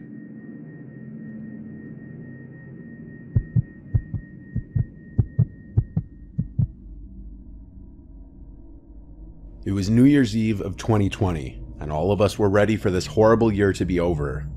My friend Logan was throwing a house party. I arrived early to help set things up. I secured a spot to sleep in his parents' room, meaning I could drive to the party and drink without having to worry about driving home. His parents obviously weren't home for the night. Most of our close friends in our friend group came, plus a bunch of Logan's friends who I didn't know. The party was fun. At midnight, everyone screamed Happy New Year and cheers their drinks. After that, people slowly started circulating out and the party started to quiet down, as people went to either other parties, bars, or home. The later the night got, the more it became just the closer friends staying behind until it just turned into a chill drinking session in the living room. This went on late into the night. It was likely 3 a.m. when the last of everyone who wasn't sleeping at Logan's house was gone. As it quieted down, we started hearing this occasional sound. At first we didn't know what it was, but it soon started to sound like a creaking sound. It was dismissed as a sound from the fridge or something at first, which I know sounds stupid, but house appliances often make weird noises. It was just Logan, me, and Cody. Cody was falling asleep on the couch already. It was reaching that time where we were just going to go to sleep. However, eventually we got so bothered by the noise that we had to search. We went to the kitchen, and it wasn't coming from in there. We realized when we were close to the basement door that it was coming from downstairs. Logan opened the door, and we heard this creaking sound.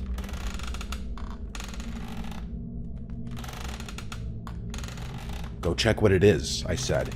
He kept saying, "No way." Then he called down into the basement, "Yo, who's down there?" The creaking stopped, and we never heard it again. After a solid minute of waiting at the top of the stairs, we agreed to go down together. We both grabbed knives, drunkenly thinking that was a good idea, when in reality we were so drunk we'd probably only hurt ourselves with them. We got to the bottom of the stairs and looked through the entire basement. It's not huge. It just has a couch, TV, a bar, a table in the corner, and various old pieces of junk. It was pretty messy at the time. The first thing we did was search any possible crevice for someone who could be hiding. Then we tried to figure out what could have been making that sound. I noticed a rocking chair, and so I went up to it, sat in it, and then started rocking in it. And it made the exact same creaking sound we had been hearing. Logan and I looked at each other. I stood up, and so did every hair on my body. I don't think we ever ran faster than we did when we ran up those stairs and slammed the door shut. We tried to come up with any logical explanation, but there was none. He kept the basement door locked for days until his parents came back. There was no living soul down there, but something was moving that rocking chair. That rocking chair used to belong to his grandma, who passed away forever ago, and it's just something his mom held onto for sentimental reasons. I can't say I've ever experienced anything resembling the paranormal before this, nor since then. It still sends chills down my spine.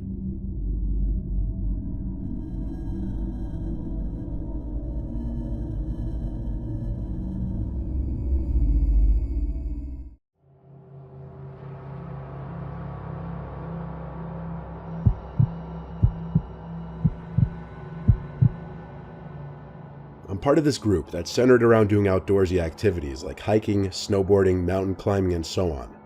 It started as a Facebook group and evolved into a closer-knit group of people, around 10 of us.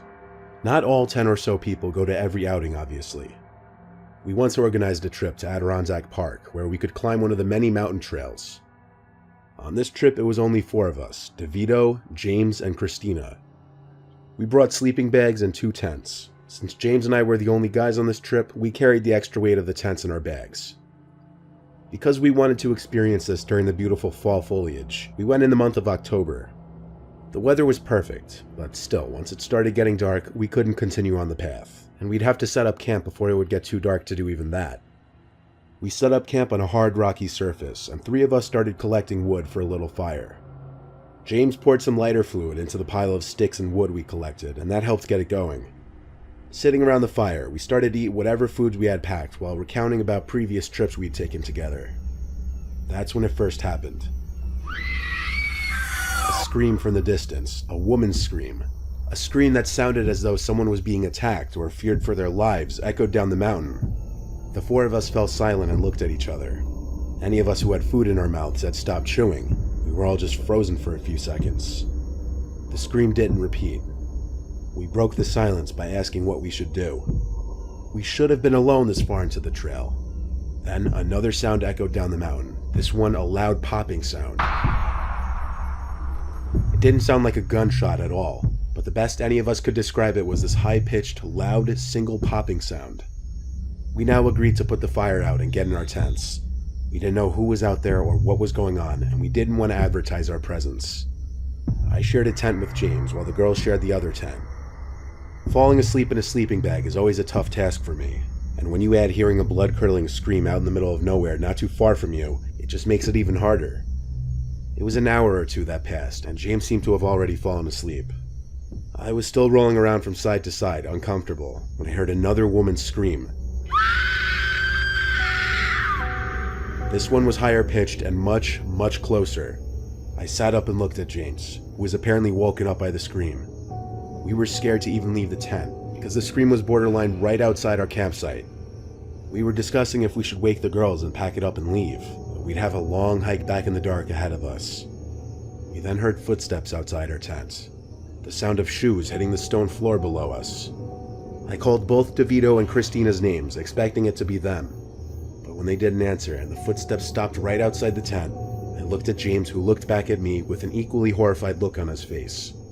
Someone then started shaking our tent violently, and James and I started to scream, and we could hear the girls screaming in their tent as well in reaction to our screams.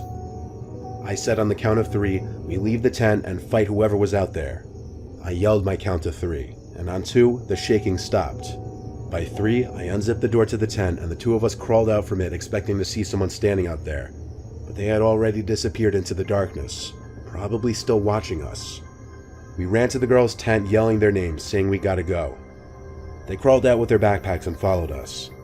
We went back for our backpacks too after seeing them with theirs, even though our lives could have been in danger. After grabbing our bags and leaving the tents and sleeping bags, we somehow navigated down the mountain through the dark without flashlights on, relying only on moonlight. We had to stop and sit multiple times to rest, but we never stopped to sleep again. Not like we even had the option anymore. Plus, we were paranoid that we were being tailed. We had to just keep moving for hours until we made it back to the car. James drove us 20 minutes down the road before stopping, and then we slept in the car. We all woke up past noon because of how much walking we did and how late we finally got to fall asleep. We told the whole group about it the next day on the drive home. To our knowledge, nothing ever came up on the news about any kind of murders or weird happenings in the Adirondacks around that time. It was in October of 2017 if anyone wants to do some detective work of their own. This still holds up as the scariest and overall worst night of my life.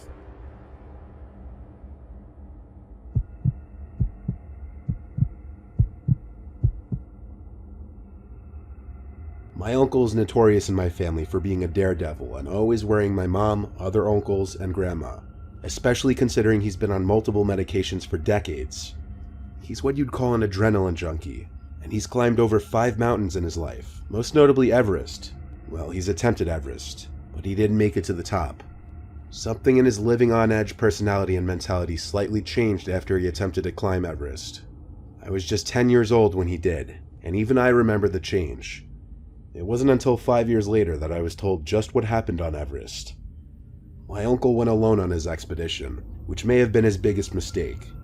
He said he stayed at base camp for a full day before continuing his climb beyond that point. At first his climb was easy, he says, and as one would imagine, it got gradually more difficult. Even though it's a well-known fact that many bodies of previous climbers are still to be found on the mountain, my uncle says he never expected to actually find one. He entered the death zone, which is the area of the mountain where the high altitude results in a lack of available oxygen for humans to breathe. This is usually above 8,000 meters, and most of the 200-plus climbers who've died on Everest have died in the death zone. People are advised to not stay in the death zone for more than 16 to 20 hours. While in this zone, my uncle saw his first dead body lodged in a ravine, and being the happy, uppity, bubbly person he is, it was a shock and truly disturbing to him. He described his mood change from, in his words, feeling alive and on top of the world, to in over his head and mortal. Nevertheless, he progressed onward, and when he was tired, he took a break and sat down. Seeing the corpse really messed with his head, and he mentioned that he was also starting to feel dizzy and lightheaded, likely due to the high altitude. My uncle didn't want to get up from his position. He felt like he was losing energy and began talking to himself. My uncle finally got up from his seated position after an hour and decided he didn't have it in him to make it up to the top. He started to make his way down, until another climber bumped into him and started telling him to come on, let's go, passing him and climbing further up the mountain where my uncle just came from. My uncle told the man he was not up for it and was going to make his way back down to base camp. He recounts that as the man spoke back to him, urging him to continue up the mountain, his voice was very echoey and surreal. My uncle said take care to the man and continue back down the way he came with his head spinning and feeling short of breath. As he continued his way down, every time he'd look up, the man would be behind him, smiling and making hand motions for my uncle to come back up. He thought smiling and ignoring it would be the best way to get him to leave him alone. After continuously looking back to that man following him, my uncle finally stopped and started firmly telling the man he wasn't feeling well and just wanted to get back to base camp. The man slightly above my uncle smiled once more and said, "Watch me go over the ledge." Then he walked to the edge of the snow and leaped down, disappearing under the edge. My uncle said that as he saw this, it snapped him out of his daze and he ran over to the edge to look down it. But there was nobody to be seen sliding down the edge of the mountain, no marks in the snow. He didn't even hear the sound of him sliding down the snow initially or anything. Witnessing this made my uncle hurry down the mountain even faster, until the next thing he remembered was darkness, then waking up at the base camp medical clinic in a bed. He had passed out and a couple passerbys found him and carried him down low enough to where a rescue helicopter could reach him. My uncle waited until the end of the story to tell me that he was off his meds for the entire trip, and mixed with the lack of air in the death zone, he started to quickly hallucinate and talk to himself. Upon getting home, he did some research on recent deaths on the mountain, and learned of a young man who had died climbing Everest that same week who looked just like the man in the hallucination. This is when he started to question if it was actually a hallucination or not. However, the death was reported before my uncle had this alleged hallucination. He still says he's not entirely sure what he saw was a hallucination. I don't press him for more details about this story, as like I said, it's changed him and it's clearly left some kind of mental scar on him. I can't imagine how horrific of an experience this was for him.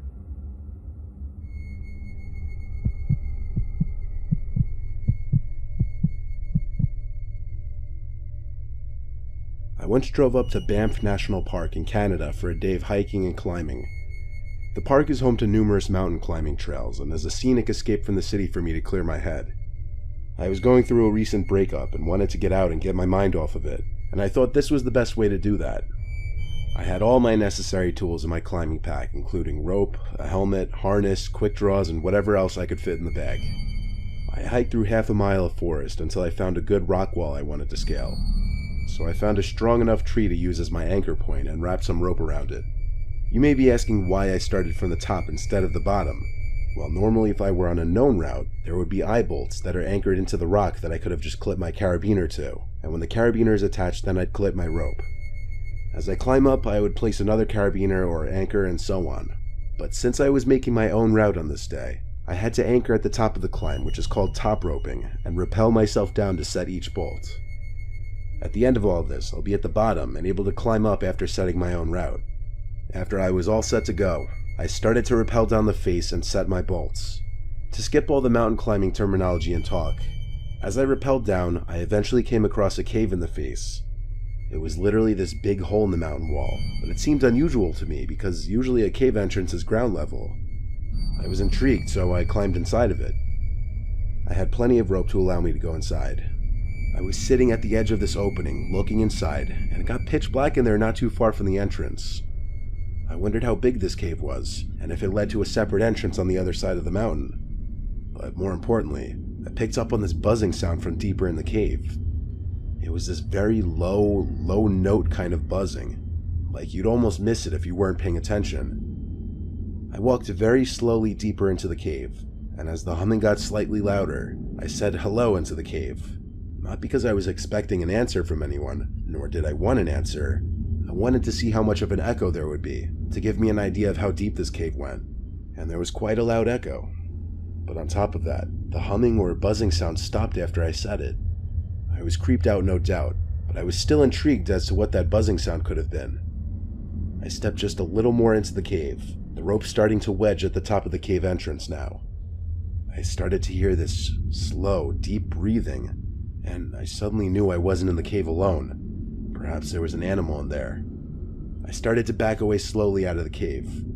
When I felt I was close enough to the entrance of the cave, I took out my flashlight from my backpack, aimed it into the cave, and my finger quivered over the button for a few seconds. In a moment of poor judgment but pure curiosity, I turned the flashlight on and the cave lit up a bit. At first I thought it was just an empty cave, until I noticed the two heads peering to me from behind the curved cave wall. I could only see half their faces, but they looked sickly and decrepit.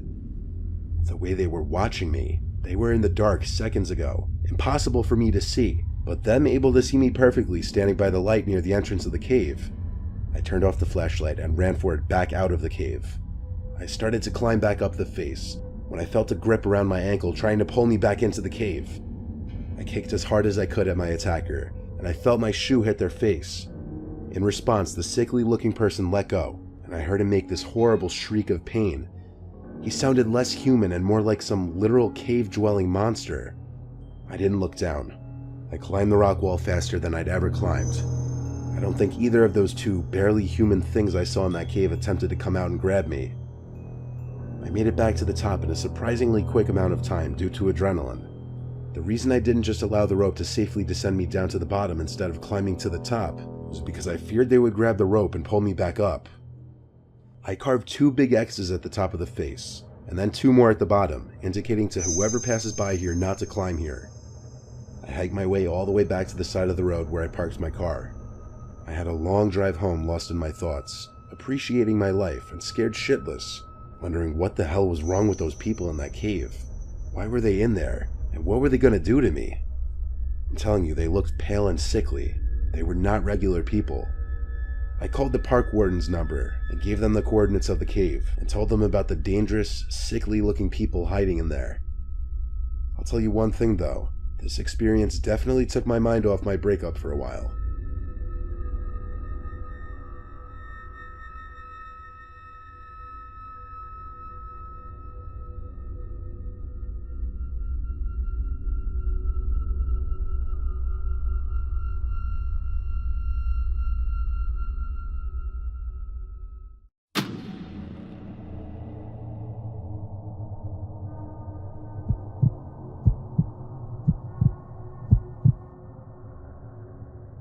My older sister Jen is 5 years older than me, and this story also happened 5 years ago. Before Jen was dating her current boyfriend, she used Tinder to meet a few guys. I remember the night specifically. She told me and our other sister Maria that she was meeting a guy at a bar a few blocks down. When she got there, she sat at the bar and texted the guy to let him know where she was sitting. Under a minute passes and a man sits next to her, offering to buy her a drink. This man is significantly older than my sister, and according to her, gave off a horrible smell, had bad breath, and had a crooked front tooth. She told him no thank you right away, as she had a guy coming to meet her. The man didn't get up just yet. He kept sitting there, said he'd buy her a drink in the meantime before her date got there. Jan felt very uncomfortable and asked the man to please leave her alone. The man got up from the bar stool. Jan told us she did a side glance to see where the man had gone, and she said he sat at one of the nearby table booths. Jan texted her date about what just happened and asked him to please hurry. There wasn't a response, so she sits there a few minutes, texts again, "Where are you?" This time the guy responds, "Running late, get a drink or two without me." Now, this was an odd text for a guy to send to a girl he's meeting, and to make it even worse, the man from before came back to sit next to Jan, asking where her date was and acting all upset that she was still alone. My sister responded to the man once or twice, then had enough and asked him to please leave her alone once again. She texted her date one more time, saying, "Sorry, I'm gonna leave." And as she sent it, the man's phone, which she left on the bar, vibrated. My sister immediately put 2 and 2 together and said she's going to the bathroom. I remember she called our sister Maria asking what to do. Maria told her just leave and drive home. I listened in on the conversation. When Jan left the bathroom, the man was no longer anywhere to be seen in the bar, which I'm sure she found to be a relief. She went straight to her car and started driving home. It's a very linear and short path from that bar, and she was home in probably a couple minutes. When she pulled up in the driveway and started walking to the front door, she noticed another car pull up across the street. It didn't stop directly in front of the house across the street. It stopped one house over. Jan came inside, and from here on, I can tell the story from my own point of view. Maria and I came to greet Jan and ask her what happened. She went to the window and creased the blinds to look outside. She told us there was a car out there before, and she was worried it followed her. But when all 3 of us looked through the blinds, we didn't see a car out there. So she told us the unsettling story of what happened at the bar. Maria did a better job at comforting her than I. Girl thing, I guess. I did tell her that if that man ever stepped foot near her again, I'd kick his ass. Later on, we all went to our rooms and did our own thing. I was playing Far Cry 4 on my computer when I heard the horrible sound of both my sisters screaming. Now let me shift back to Jan's perspective for a second. She was on her phone in bed when she got a text from that number. It said, "Hey, I'm so sorry, I didn't see your text until I got to the bar." Jan didn't answer that, so he sent a follow-up text saying, "I'm gonna meet you at your house. Which window is yours?" Jan called Maria to come to her room to look at the text. As they talked for a little bit, figuring out what to do, Jan's window slid open and someone tried pushing their way through the roller shade. That was when both Maria and Jan screamed, causing not only me, but our parents from upstairs to come rushing to her room. The man trying to come in gave up before we even made it to the room. Our dad went outside to try and chase after the man, but he was already long gone in his car probably. Of course, my dad called the cops to get a police report. Jan gave the police the man's cell phone number, and they took records of the text conversation. They said they were going to do what they could to trace the number, though it could take a few days. My dad was contacted after the weekend by the local police station, and they asked him to come in. At the station, they said they traced the number to be a fake number through some app, and that there was no guarantee they could trace the use back to a specific phone. My dad asked them to do whatever they could. Weeks passed and we never heard from the police, but we all slowly started to forget about it. You can never really understand people's motives and how they think they'll get away with some things, like climbing into a girl's window, for instance.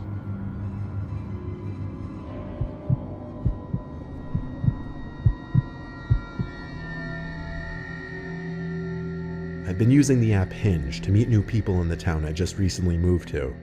I matched this girl, Kate. She was about 7 years older than me. Yeah, I know, a bit of a gap. She's 30, I'm 23. It was my idea to meet her at some small restaurant in town.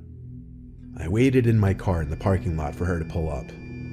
For some reason, she was having trouble finding the place, and she asked me to start sharing my location with her. After doing so, she shortly after pulled up in some lemon of a car, an old beater Honda. I actually felt a sense of disappointment when I saw it was her stepping out of it. I went out to hug her hello. She said she wasn't a hugger though, so I shamefully put my arms back down. Bad start, I was thinking in my head. When we sat down at a table inside, I was able to see that she looked different from her pictures. Worse. Like, she was the girl in the pictures, sure, but it seemed as though she had her pictures doctored up to make her look better. She also looked to be older than 30. I was already not feeling this date, but I couldn't just end it now. I'd have to sit through the dinner with her. When the waitress came to start us off with drinks, Kate was really awkward. Like the way her voice suddenly raised in volume and intensity as she spoke to the waitress. She stuttered as she kind of rudely said she just wanted water. She turned down my offer for wine. So I went through the whole dinner with her, and in my head I was really just thinking about how excited I was to get out of there.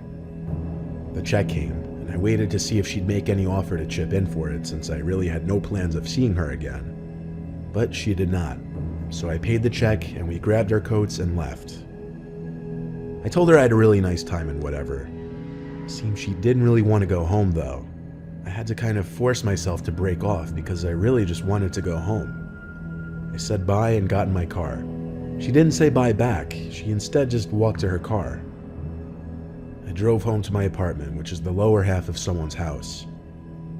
I didn't even finish hanging up my coat before the doorbell rang. I checked through the window who it could be, and it was Kate. I hadn't stopped sharing my location with her. What could she want? I hadn't forgotten anything at the restaurant, and even if I had, she could have texted me. It was then that I realized this woman might actually be nuts. I walked away from the door and hid in the kitchen with the lights off. I got a text from Kate saying, "I know you're home." I replied, "What do you want? Why are you here?" She texted back, "Answer." I didn't answer that time. I stayed in the kitchen and waited there for a while, until she texted again saying, "I see you at the table, let me in now." She knew I was sitting there. She could see me. In a panic, I looked at all the windows till I saw the one. It was one of the backyard windows where I hadn't lowered the shade all the way down. And through that little opening at the bottom, I saw her eyes creeping in. Freaking out, I went to my room and stayed in there with the lights off while I called 911 to report a trespassing. I had the call on speakerphone so I could read the insane text Kate was sending me. One of her texts said, "Nobody wants me, I'm sick of it." Another said, "You're just like the others." Then I heard the sound of glass being broken outside my room. I ran to lock my bedroom door and told the operator that she was breaking into my house. The woman on the line said to wait in my room and grab something to use as a weapon. She said the cops would be there shortly. Kate tried the doorknob to my room, and when it wouldn't open, started pounding angrily, yelling for me to open up. I told the 911 operator to send the cops in through the back, as that was how she broke in. Luckily, this town seems to have a fast 911 response time, because cops were there in minutes. 3 cop cars, actually. I heard the cops talking with her, telling her to calm down. That was when I opened the door to see 4 cops around her, with her being already in cuffs. She was taken away and charged with breaking and entering and some other charges. I had the option to take her to civil court for damages to my property, but the time and lawyer fees would be more than the cost to just fix the window, so that's what I did. I did get a restraining order against Kate though, who I later learned her real name was actually Pamela Castillo.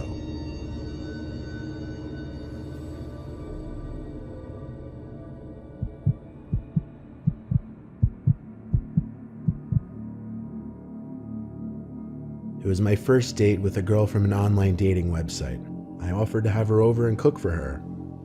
I'd been out of the dating scene for a long time since I recently broke up with my girlfriend at the time.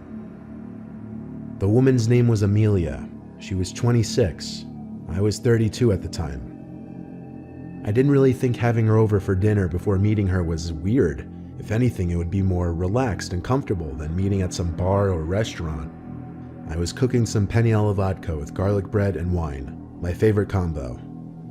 Amelia arrived around 6:30. I welcomed her in and asked her to take a seat at one end of the kitchen table. I was finishing up the food as I tried to get to know her. She wasn't as talkative as I was expecting based on her appearance. I had to lead most of the conversation. I was slightly nervous given that it was my first time having a first date in years, and it didn't help that she wasn't exactly the easiest to talk to. I served her a plate of food and a glass of wine. Then she asked something odd. She wanted me to go get a candle so that we could have a proper cheers. I had nothing else to say but to go along with it. I left the kitchen to the pantry closet in the hallway to get one of the candles and a lighter. When I came back to the kitchen, I spotted Amelia sitting back down, like very quick-like. It looked kind of sketchy. "Everything okay?" I asked. To which she replied she just had to rinse her hands. Odd, because I didn't hear the sink run. But I moved past it and lit the candle. Then we did a little cheers. I was about to take a sip of my wine when I noticed something floating in the glass, something that wasn't in it before. It looked like a powdery substance being dissolved into the wine. I watched as she looked at me, not taking a sip of my wine. I pretended to take a sip and nervously continued conversation. I was assuming the worst, that she tried to drug me, but I couldn't just accuse her of that. What if I was wrong? I'd look crazy. We ate our food and I cleaned up the table afterwards. She excused herself to the bathroom, which I pointed her to. She was gone for a while, but when she came back, she said she had to get going because her dog was sick. I had no problem with her leaving. I walked her out and hugged her goodbye. I went back to the glass of wine and smelt it, but it didn't smell like anything except wine. I dumped it and made sure nothing was stolen from the kitchen to the hallway to the bathroom. After cleaning, I watched TV while telling my friends that I think she tried to drug me. Then I went to sleep. Actually, I didn't sleep. I have acute insomnia, which comes on and off, and this was one night I just couldn't get shut-eye. I rolled from one side of the bed to the other for hours, and it must have been like 2:30 or something when I heard a cup fall from my kitchen. That terrified me because, well, cups are pretty stationary objects. I didn't see why or how one could have fallen from the counter. Suddenly my door opened and someone stepped inside. I didn't move. I pretended to be asleep, but with one eye half open. Someone stood in front of the doorway for a few seconds, then left the room. I waited a minute before getting up to follow and hopefully get the kitchen phone to call the police. There was a glimmer of light in the living room from the street light outside. With that, I was able to see her body in the corner of the room. She wasn't ducking, nothing. She was just idly staying in place. "Amelia," I said, afraid of what would happen next. She was standing by the knife holder. "Amelia, if you leave right now, I won't call the cops." There was this awful, chilling silence before she put something back on the counter, walked to the back door, and exited. What she put back on the counter turned out to be a knife. When she left, I locked the door first thing, of course. I think when she asked to use the bathroom, she unlocked the back door with plans of returning. This was after her plan to drug me failed. Of course, I called the police, and they took the knife for fingerprints. Based off her criminal background, police later showed up to Amelia's house and arrested her. I did not press charges.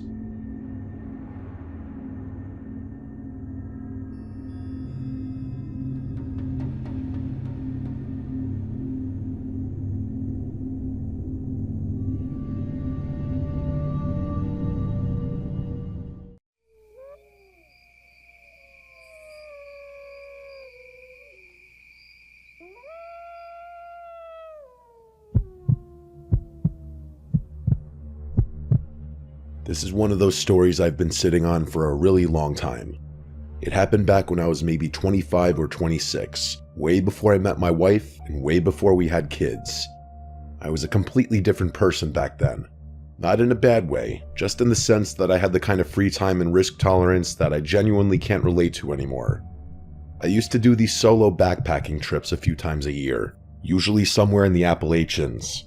I'd drive out to some remote trailhead, hike deep into the backcountry, way off the trail, and spend a few days completely off the grid. No cell service, no other people, nothing. I loved it. My friends thought I was insane, and honestly, I kind of was. This particular trip was in the Cherokee National Forest, and it changed how I see backpacking forever. I had been out there for 2 days, and everything had been going perfectly. The weather had been great, the trail was quiet, and I hadn't seen another person since the first morning. That changed pretty quickly, though. On the afternoon of the second day, I noticed dark storm clouds building up to the west. I wasn't too worried at first. I'd hiked through rain plenty of times, and it was never a big deal. But within about an hour, I realized it wasn't going to be a passing shower. The wind picked up hard, and the temperature dropped fast enough that I actually stopped to put on another layer. By the time the rain started, I was already looking for a spot to hunker down. The problem was that I was in a pretty exposed section of the trail. As I predicted, it wasn't a light rain. It went from windy to full-on downpour in minutes. The wind was bending smaller trees sideways, and I could hear branches cracking and falling in the canopy above me. I started getting genuinely concerned about my safety. Lightning was striking pretty close by, and I was hiking at elevation with a metal-framed pack on my back. Not ideal.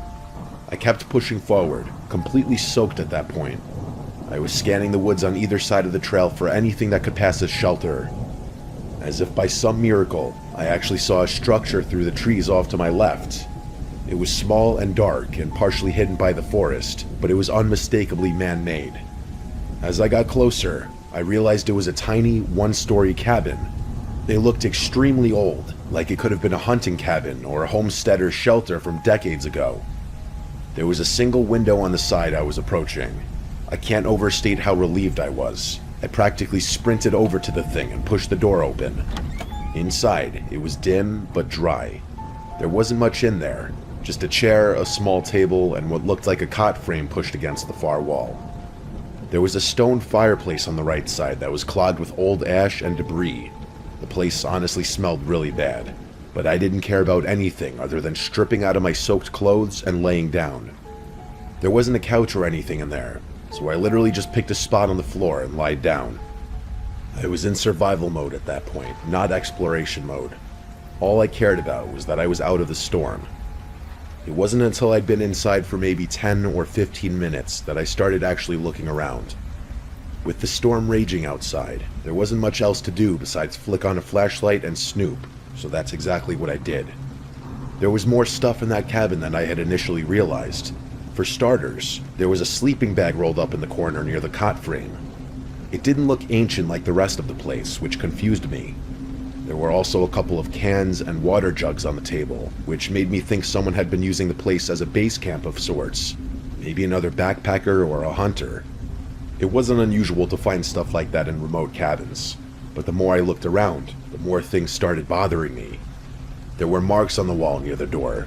At first I thought they were just damage from age or weather, but when I got closer to inspect them, I could see they were scratches.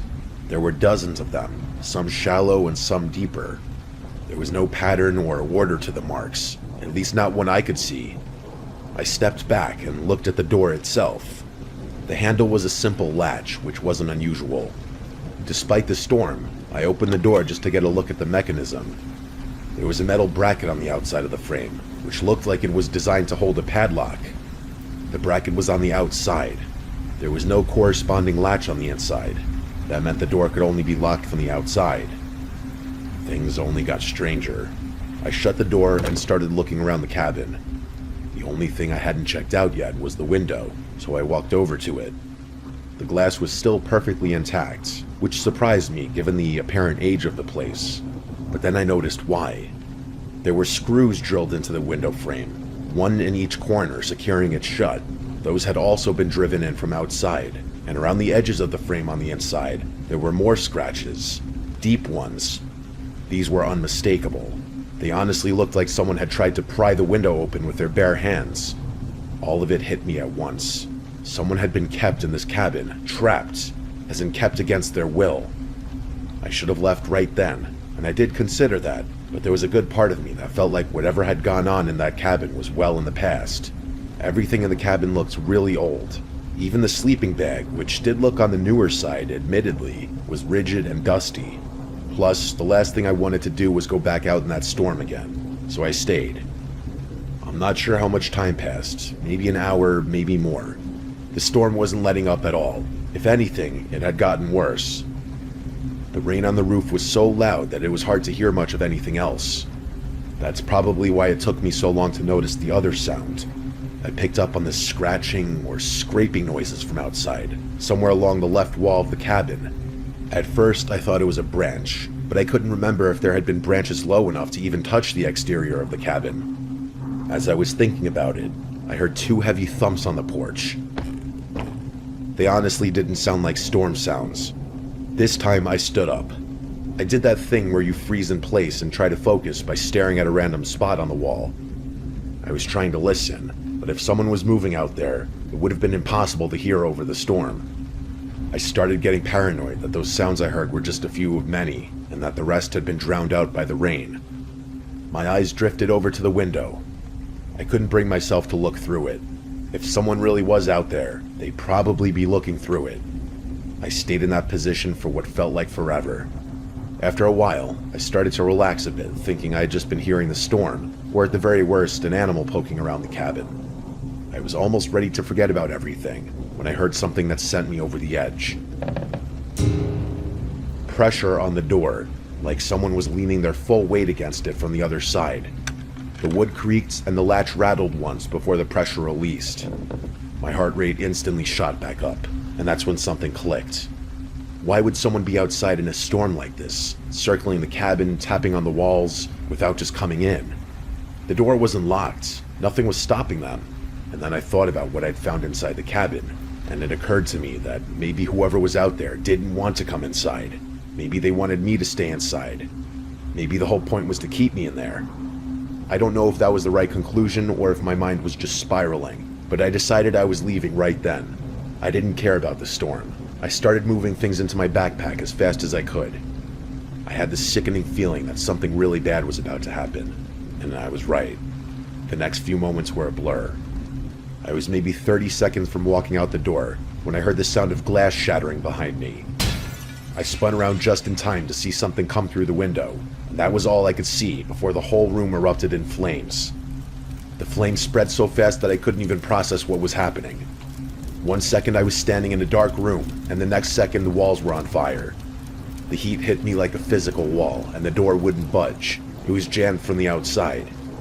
I slammed into it with all my might, and it gave. It collapsed off its hinges, and me with it. I scrambled to get back on my feet, and I just ran. I couldn't even see. I was just running wildly through the woods and rain, trying to put as much distance between myself and that cabin.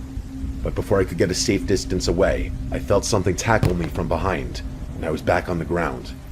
There was a person on top of me, and suddenly I was fighting for my life. I clawed and kicked and screamed, but this guy wouldn't get off me. He was yelling too, and he kept trying to get me in a chokehold. He was gouging at my eyes and pulling my hair, and I started to feel dizzy, but I managed to push him off. I got back up and kept running, and whoever had just tried to kill me was screaming like a maniac. I looked back twice. I couldn't see my attacker, but I did see the cabin, which was fully engulfed in flames. I think the picture of that fireball is burned into my brain forever. The second time I looked back, the glow was smaller but still visible through the woods, but I just kept running. For all I knew, I was being chased. I didn't stop until my legs gave out. I found a spot where a couple of large trees had fallen against each other, and there was a narrow gap underneath that blocked most of the rain. I crawled under there and just collapsed. I couldn't feel my body. I don't know if it was the fire, the rain, or the attack. Maybe all three, but I was completely numb. All I did was sit in that crouched position and try to keep breathing. I don't know how many hours passed under those trees, but time lost all meaning. Eventually, I felt some feelings start to re-enter my body, and I told myself it was move or die. Whoever was out there was probably looking for me, and he couldn't have been that far away. So I got up and started moving through the woods. I didn't know where the trail was, but I didn't really care. I honestly can't tell you how I survived that night, but I did. I stumbled onto a random trail and just followed it. I was soaked and probably bleeding from multiple places, but I just kept trudging on. Eventually, the rain subsided a bit, at least enough for me to figure out where I was. I made it to some random trailhead. By that point, the storm had passed. I don't remember too much after that. All I remember is that the first person I saw drove me to a hospital. I had second-degree burns on my left forearm and the back of my neck, and doctors told me I was lucky I hadn't inhaled more smoke than I did. None of it was permanent, but it hurt like hell for a long time afterwards. By the time I was healed and safe at home, I told myself I would never camp or hike alone again. Someone had intentionally set that cabin on fire to kill me. That's the only thing that makes any sense. It was pouring rain, a full-blown thunderstorm, and the roof was metal. There's no way a wooden structure goes up like that fast unless the wood had been treated with something beforehand. I gave the police everything, or as much as I could, but I could tell they weren't really going to do anything. And to be fair, I wasn't in a charted part of the woods, so it would have been silly to hound them. The only thing I don't understand is the timing of everything. My wife would probably tell you I stopped doing solo trips because I grew up and got more responsible, and she's not entirely wrong, but I honestly never told her about this incident. And I know I'll never go backcountry trekking again alone.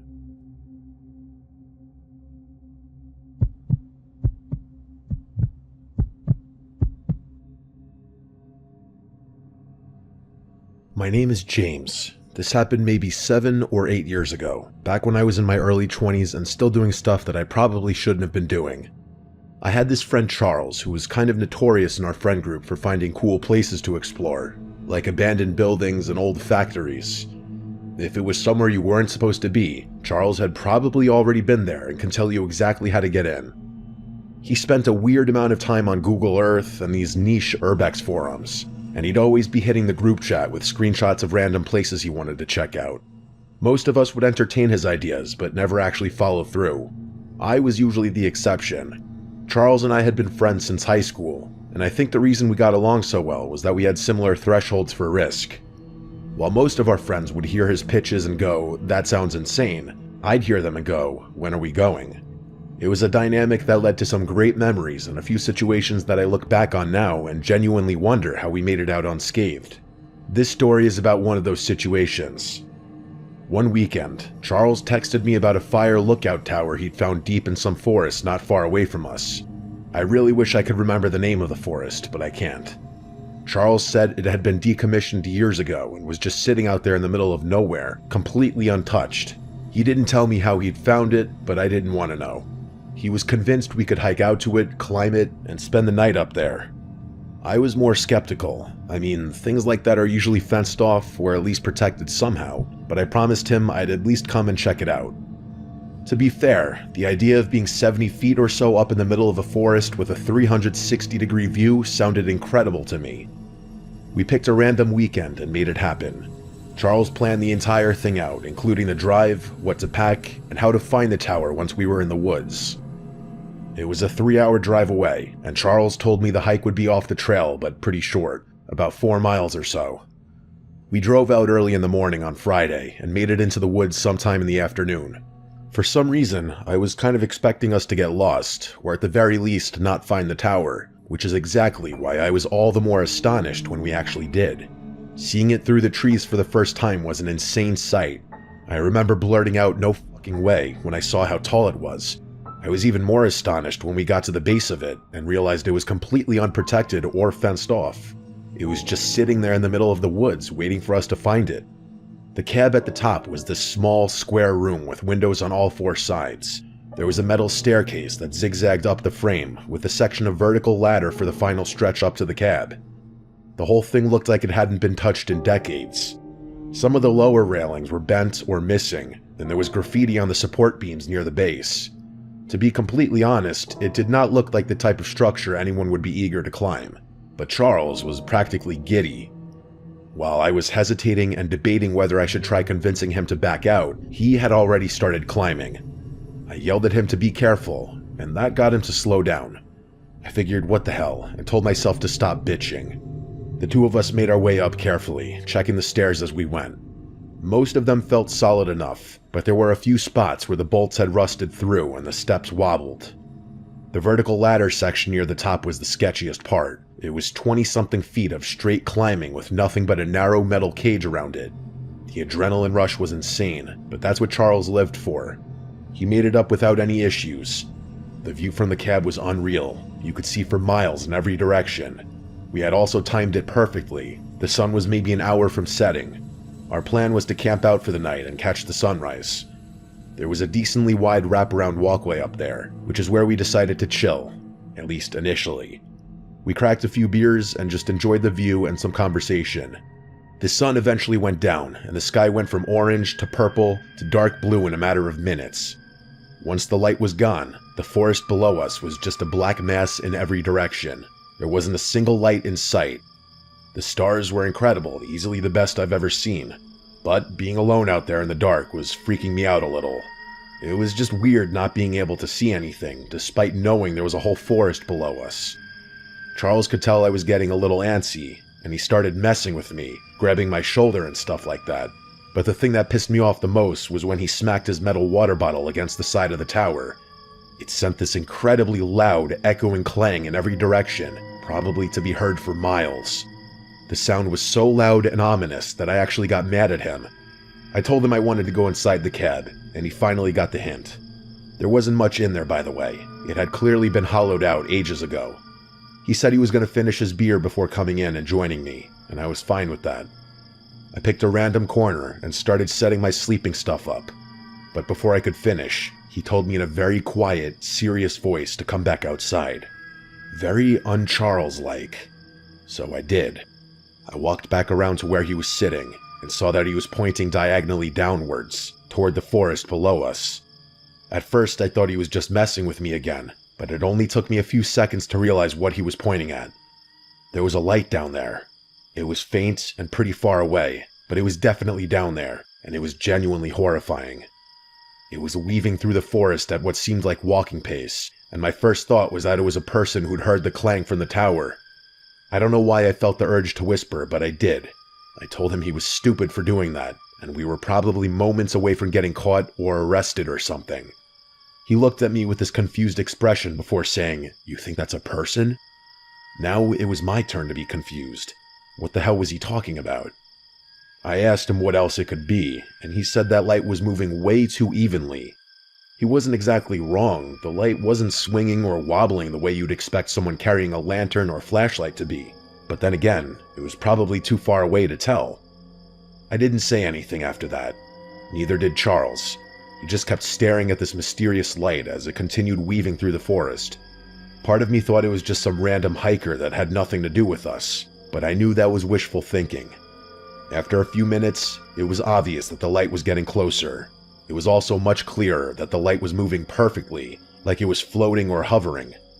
Charles asked me what we should do, and I didn't have an answer for him. There wasn't really anything we could do. Like, what were we gonna do, climb down?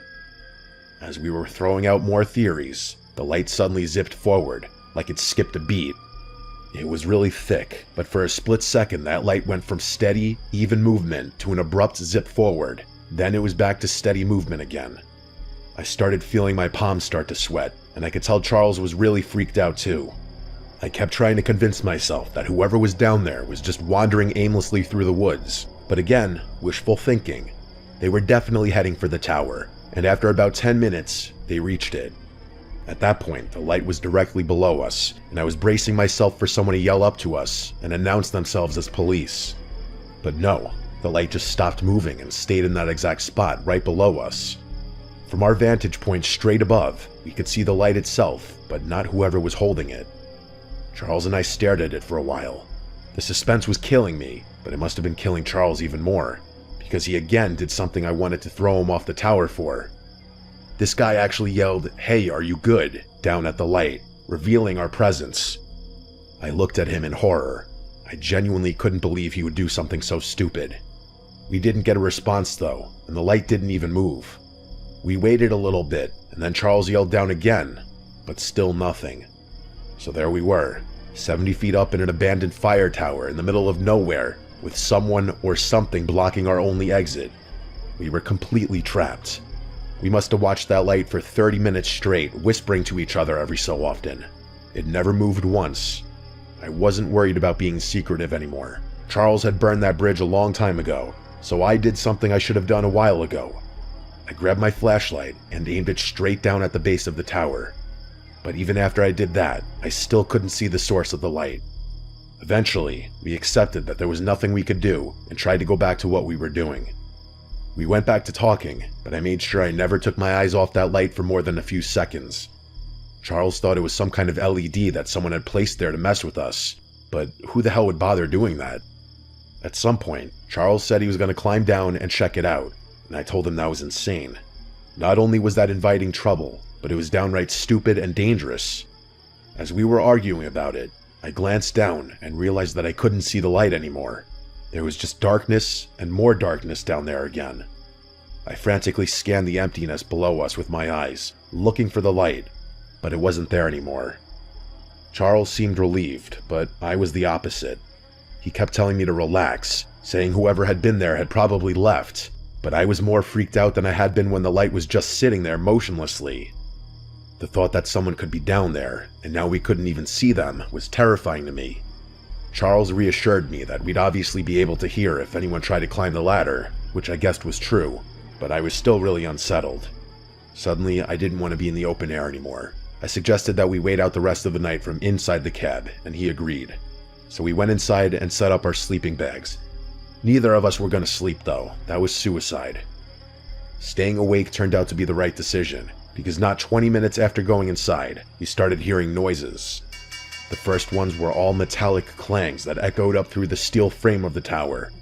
They weren't footsteps, which I want to be crystal clear about, because I was listening specifically for footsteps, and this was not that. It sounded more like someone struck one of the support beams with a wrench or a crowbar. A few minutes later, another one came. This one was more of a grinding sound, like metal being twisted against metal, and it lasted for a good few seconds before stopping. Charles and I kept looking at each other like we were expecting the other one to do something, but there was nothing we could do. The sounds kept coming from what sounded like different spots, which was what really got me because it meant whatever was causing them was moving down there. The sounds continued on and off for a while. I kept trying to map out the sounds in my head, figure out where they were coming from, how many sources there were, whether they were getting closer or staying at the same level. I couldn't make sense of any of it. Charles and I were whispering to each other about what we'd do if we started hearing someone walking up. I was sitting against the far wall of the cab, facing the windows on the opposite side. Charles was on the opposite side, looking over my shoulder. There were so many windows in there that we didn't feel safe and wanted to be able to see out of all of them. There wasn't much to see though. They were all pretty dark, with the only light being from the stars and the moon. But then, I saw something. A dark outline moved across the glass. My brain couldn't process what I was seeing fast enough, but then it passed in front of the next pane over, and that's what did it. I couldn't help but yell, and Charles scrambled away from the window. The two of us immediately ran over to the door and pressed our backs against it. If someone tried to come through that door, they were going to have to push through both of us. I kept looking for the figure through the windows, but I couldn't see anything. That was impossible though. Unless they were crawling on all fours, I should have been able to see them. Charles and I sat up like that for a really long time, and I could hear him hyperventilating. What followed was the most tense and terrifying few hours of my life. Charles and I sat there in that exact position like our lives depended on it. By the time the sun started coming up, I was completely exhausted. When it was finally light enough to see, I counted to 3 and then swung the door open violently, expecting someone to be crouching behind it, but there was no one there. Charles and I ran around the side of it to confirm that, and it was clear. I looked down to the base of the tower, and there was nothing down there either. We grabbed our stuff and started descending as fast as we could. We made it about 3/4 of the way down the staircase before Charles stopped in front of me. He just stood on the landing, staring down at the next section of stairs. I looked past him and saw it immediately. An entire section of the staircase was gone. It wasn't just a few steps. I'm talking about an entire section of stairs, straight up missing. It was impossible, but we were staring at it. Someone had deconstructed an entire section of staircase during the night while we were sitting directly above them. That must have been what those sounds were. But that didn't make sense. The noises didn't stop until after I had seen the person up there. So had they really crossed that gap twice? In the dark? No way. Plus, there's absolutely no chance someone could have done that without us hearing it. That would have been a lot louder than a few clangs here and there. We stood on that landing for a while, trying to figure out what to do. We had to just jump across. It wasn't that far, but it was still scary. Charles ended up twisting his ankle, but I was fine. We made it the rest of the way down, and that was that. There was no one waiting for us at the bottom. There was actually nothing there at all, including the metal steps that had been removed, at least as far as we could tell. Granted, we didn't look around too much. It didn't make any sense, but we weren't sticking around. I still don't have an explanation for any of it. Not the light, not the sounds, not the figure I saw outside the window, and definitely not how someone managed to remove an entire section of steel staircase in the middle of the night without us hearing it. Every time I see Charles, this is something we still talk about.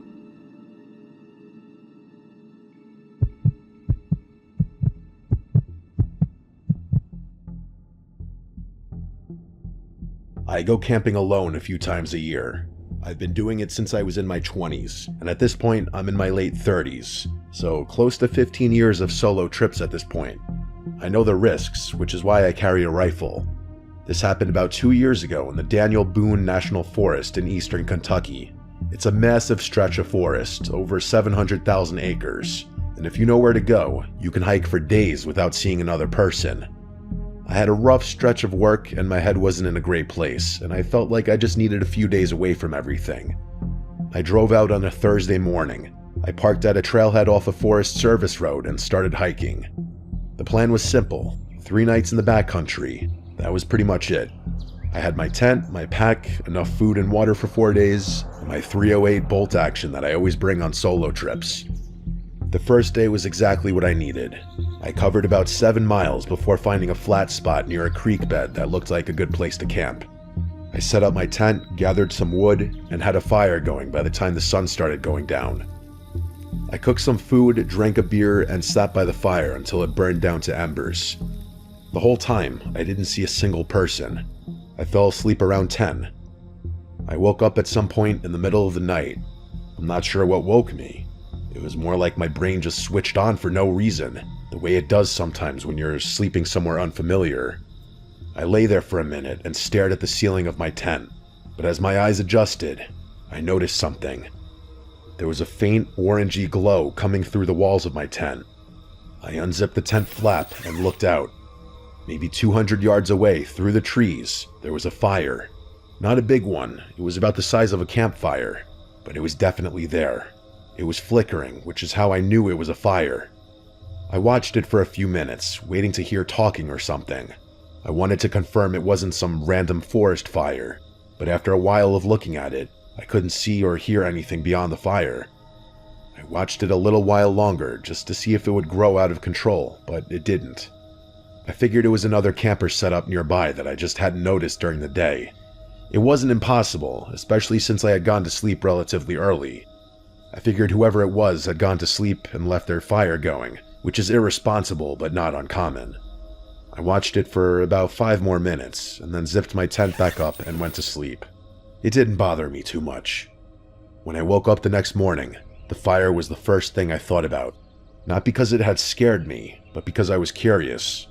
I wanted to see who else was out there, maybe say hi, but mostly to satisfy my curiosity. I packed up my campsite and hiked in the direction where the fire had been. It took me about 10 minutes to reach the area. I was pretty confident I had the right spot. There was a natural clearing that lined up with the angle I'd been looking from. But when I got there, I stopped. There was no fire pit, nor was there a ring of stones or a pile of ash or scorched ground, charred wood, nothing. The ground was completely undisturbed. I walked the whole clearing, checking for any sign that someone had been there, but there was no signs of life whatsoever. The area was pristine. I stood there for a while, genuinely confused. I was certain I'd seen a fire. It had been a campfire burning clearly for at least 5 minutes while I watched it, and yet the ground where it should have been looked like no one had set foot there in months. I considered the possibility that I had the wrong spot, but there wasn't another clearing anywhere near the right distance or direction. There wasn't much I could do beyond that though, so I just moved on. I still had 2 more nights planned, and I wasn't about to cut my trip short over something silly like that. I hiked for most of the day. The terrain changed as I moved deeper into the forest. The creek bed fell away behind me and the ground started climbing. By mid-afternoon, I was in a denser, older section of the forest where the trees were taller and the canopy was thick enough to block out most of the sky. It was quieter in there, which was nice. I found a good campsite around 4. That evening was uneventful. I doused my fire a little after 9 and turned in for the night. I don't know what time it was when the sound woke me up, but it was loud enough to pull me out of a dead sleep. I woke up to this distant, enormous cracking sound, like a thick branch being snapped in half, except it kept going. It was violent, and it lasted for maybe 3 or 4 seconds. At the tail end of it, there was a deep, resonant thud that I could quite literally feel in the ground beneath me. I instantly knew what it was. A tree had fallen somewhere deeper in the woods, or at the very least, a very large branch. If you've ever heard the sound of a tree falling before, which I do understand is kind of a rare occurrence, it's amazing and terrifying at the same time. It didn't scare me per se, but the deafening force and scale of it gave me this crazy adrenaline rush. I lay there in my sleeping bag, trying to figure out what had just caused it. The more I thought about it, the less sense it made. It wasn't storming, and there was barely any wind. There was nothing I could think of that would have brought a tree down on a night like this, but there was also nothing I could do. I couldn't fall asleep at that point either. My heart was still racing, and the adrenaline had me awake, so I just kind of closed my eyes and waited for it to wear off. But then, not 10 minutes later, it happened again. Only this time, it was much louder. That same gruesome crackling sound, followed by a crash of branches and a deafening thud, but this one was close. Not right on top of me, but close enough that the sound was almost disorienting, and it came from a completely different direction than the first one. The first tree had fallen somewhere to the south, and the second one was to my northwest. I sat up immediately. Now I was actually scared. 2 trees falling on the same night in 2 different parts of the forest with no wind and no storm. That was inconceivable. I kept trying to come up with an explanation that made sense. The most logical thought was that the first one had caused some kind of chain reaction, but that hypothesis didn't account for the fact that the trees fell in completely different parts of the forest. Whatever brought down the first tree had nothing to do with the second one. They were 2 different events. But that was even more inconceivable. I was sitting there processing all of this when I heard something new. Something that took my fear from a medium 5 to a resounding 10. It was this low and continuous rumbling sound that I can only describe as a cross between a groan and a growl, like a person clearing their throat, except it didn't stop. It wasn't an animal sound I recognized. I've heard bears, I've heard elk, I've heard bobcats. This wasn't any of those. It sounded like something was making the noise on purpose, and it went on for what felt like a full minute without any break or variation. I did the only thing I could think to do. I grabbed my rifle, chambered around as quietly as I could, and aimed it at the tent flap. At that point, I was full on panicking. I must have sat like that for 20 minutes. The sound eventually tapered off. It didn't stop abruptly, it kind of faded out, like whatever was making it had moved further away. And just like that, the forest was quiet again. I didn't sleep the rest of the night. I don't think I would have been able to if I tried. It was the worst night of my life. As soon as I saw daylight, I got out of the tent. I packed up as quickly as possible, still spooked and extremely unsettled despite being able to see. Once everything was in my pack, I started walking in the direction of the second tree, the louder and closer one. I needed to see it, if only to confirm that I hadn't imagined the whole thing. I had my rifle ready in my hands, so I found the tree after about 10 minutes. The thing was massive, and its trunk was lying at an angle across a shallow slope. Broken branches and debris were scattered all around it, so it was real. I really couldn't believe it. I'd been trying to convince myself I had just imagined everything from the night before, but there it was. I needed to keep investigating. I wouldn't have been satisfied leaving without knowing what had caused the fall. I walked over the stump, which was about 3 feet high. The wood where it had broken was pale and fresh, but the break wasn't clean. It wasn't the kind of jagged, splintered fracture you get from wind stress or root failure. The wood around the break point had been torn apart in a way that I had never seen before. Parts of the stump looked like they'd been gouged. I really don't know how else to describe it. There were long, irregular grooves running through the wood at different angles, and it looked like some of them were up to an inch deep, at least. The wood genuinely looked like it had been stripped and chewed rather than cut or snapped. The more I looked, the more I noticed. Some of the bark around the base had been peeled away in long strips, and the exposed wood underneath had that same gouged, chewed-up look. I can't pretend I knew what I was looking at, because I didn't. I'd seen beaver damage before, and this was not that. Beavers leave clean cuts. I'd seen woodpecker damage, and this wasn't that either. This was aggressive, messy, and covered way too much surface area to be any animal I could think of. The tree hadn't fallen because it was dead or because the wind knocked it over. Something had worked on that trunk until it came down, and suddenly I felt this really nasty feeling in my gut. I needed to leave. I stopped examining the tree and started backing away, but as I was turning to leave, something near one of the tree branches caught my eye. There was a small cluster of items sitting on the ground. If it weren't for the fact that they looked man-made, I wouldn't have even bothered checking them out. As soon as I saw what they were, I lost my shit. It was a blue bandana and a carabiner, and they were both my items. I instantly started digging through my pack and confirmed those 2 items were missing. In that moment, I grabbed my stuff, shoved it in my backpack, and ran. I didn't know if running was the right decision, if that would have attracted attention to me, but I did anyway. I just needed to get out of those woods. I got tired after a while under the weight of all my stuff, but I moved as fast as I could. The hike back took me most of the day, and the entire time I felt like I was being stalked or watched. I felt like something was going to jump out from somewhere any second. I kept my rifle in my hands the entire time. I made it back to my car around 3 in the afternoon. I drove out of there so fast, despite my exhaustion. The first thing I did when I got to a safe distance away was call the police. I don't think they took me very seriously, but I didn't care.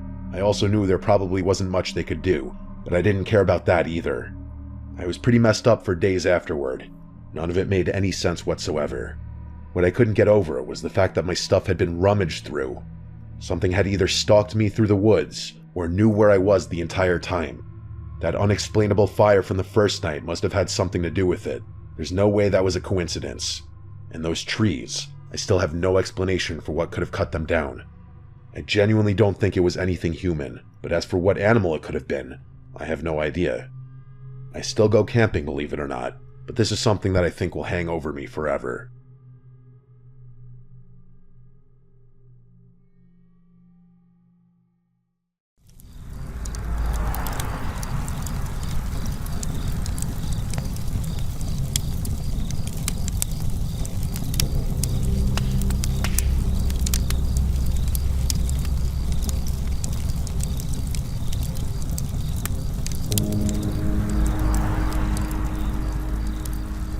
never forget the time my sister Danielle and I were home alone one Friday night when our parents were out.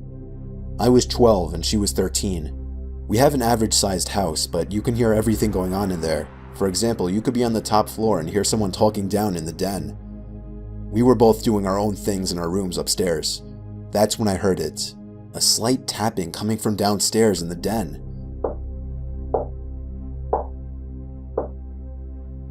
I soon realized it sounded like tapping on the back door. I assumed it was Danielle, so I went down to the den. It was too dark outside to see who was out there, so I flipped on the outside light. It wasn't my sister, but a random guy. He looked mid-40s, long black hair, graying a bit, red cheeks, probably 6'1". Being that this was our backyard door and some stranger was standing on the outside of it, I almost ran away. But the guy was staring at me with a kind of unintimidating look, as if he needed help. I slightly pushed the door window screen open so he could talk to me. He told me he needed to use our phone. I asked him why and why he was in our backyard. He disregarded what I had said and pleaded for me to let him in. I told him sorry and asked him to leave before I would call the cops. I tried to slide the door window back up, but he actually blocked it with his arm and began reaching into my house trying to unlock the door. When I cried for my sister, the guy pulled his arm away. I ran upstairs where I met my sister halfway. She took a peek through the den stairway to the back door and saw the guy standing there still. She called our parents. They told us to call the police and to stay upstairs. We both stayed in our rooms for a while. There was no more tapping or anything, so me being my 12-year-old self trying to be brave, I went downstairs to the den. He wasn't standing by the door anymore, but the door window was lower than when I had left it. Then I realized I didn't shut it in the first place. I walked closer to the door and then looked to my left. The door to the office was now open. I could have sworn it was shut earlier. It was too dark to see anything inside, and there was no way I was going in there. I took out my phone, opened the camera, turned on the flash, and pressed the button.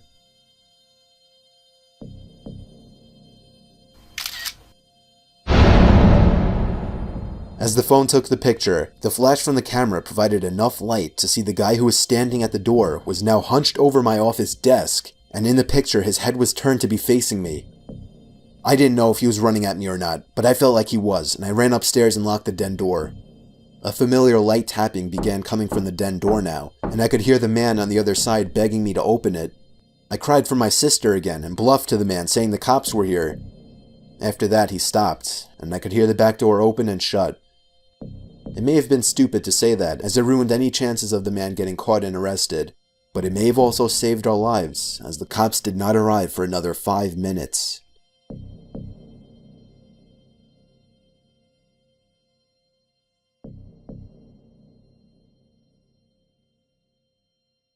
This story is told under the author's father's point of view.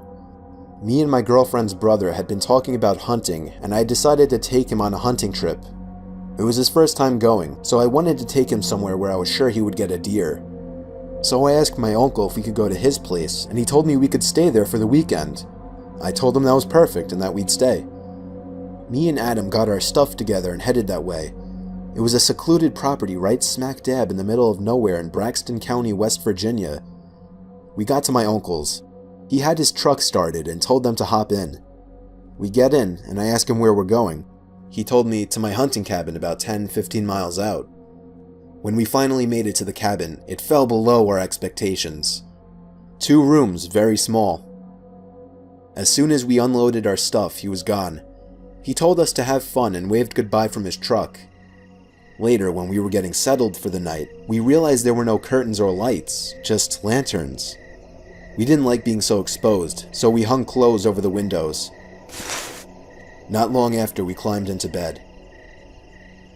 Then within a few minutes, there was a noise outside, like metal trash cans being banged against one another.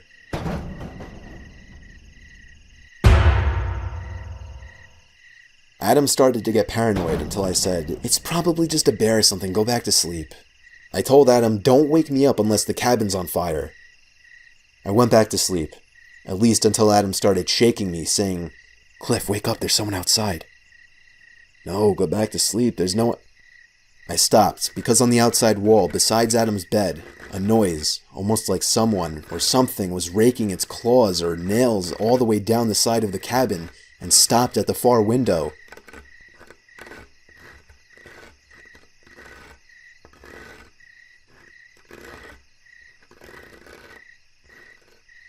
The noise was followed by tapping on the window. Neither of us wanted to move the clothes to see what it was. I told Adam to load his gun, as I did myself. We stayed up all night and left in the morning. We questioned my uncle if he was playing a trick on us. He didn't have a clue what we were talking about. The author says his dad never went back to that cabin. The picture attached was taken by his uncle before he left them, and you could see the cabin in the background.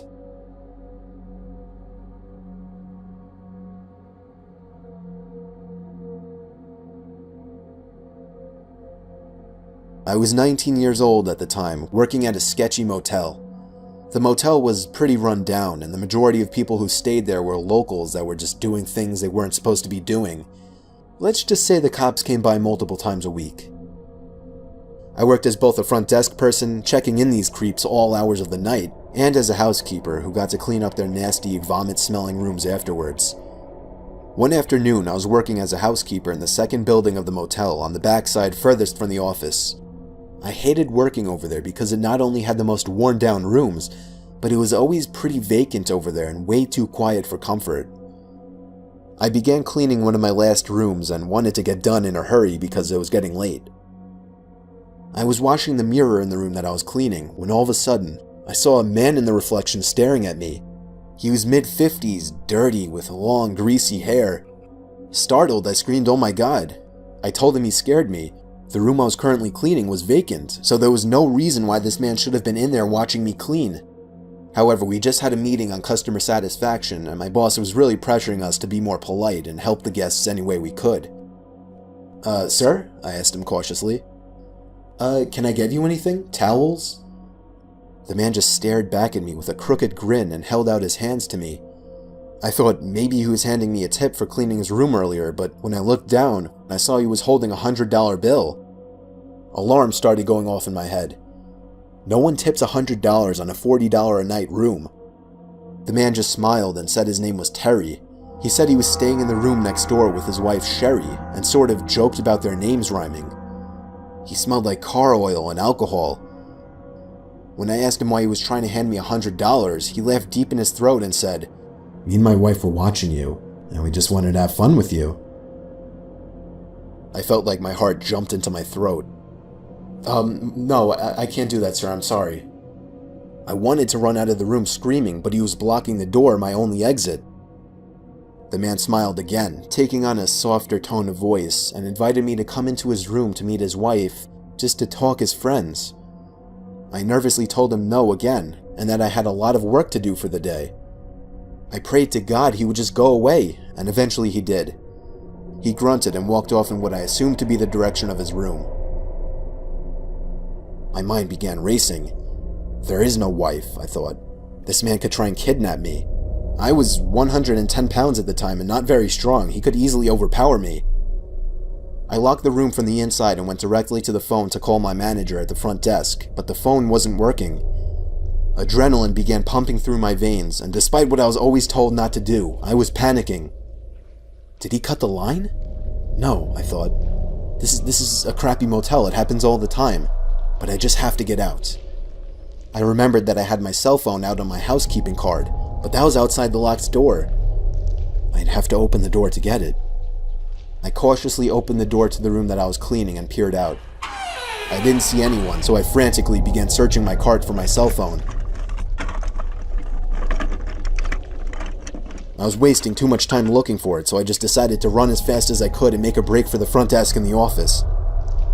Then from behind me, I heard the man again, but this time he was screaming to someone else, "She's running, she's getting away."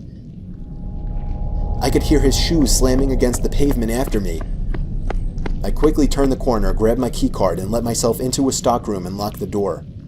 Within moments, I heard the sound of the dirty guy and someone else running outside, searching for me. I stayed in that stockroom for 30 minutes shaking until I could no longer hear him searching for me. I finally got the courage to run the rest of the way to the front desk. When I made it there, I collapsed into my boss's arms and he called the police.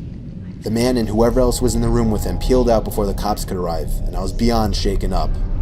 According to the police who ran a search, this wasn't the first time he had done something like this, and he was actually wanted for sexual assault, gross sexual imposition, and in the past was once charged with rape. A few weeks later, on what happened to be my birthday, this guy was caught. A few weeks after that, I quit. I will never again work at another motel.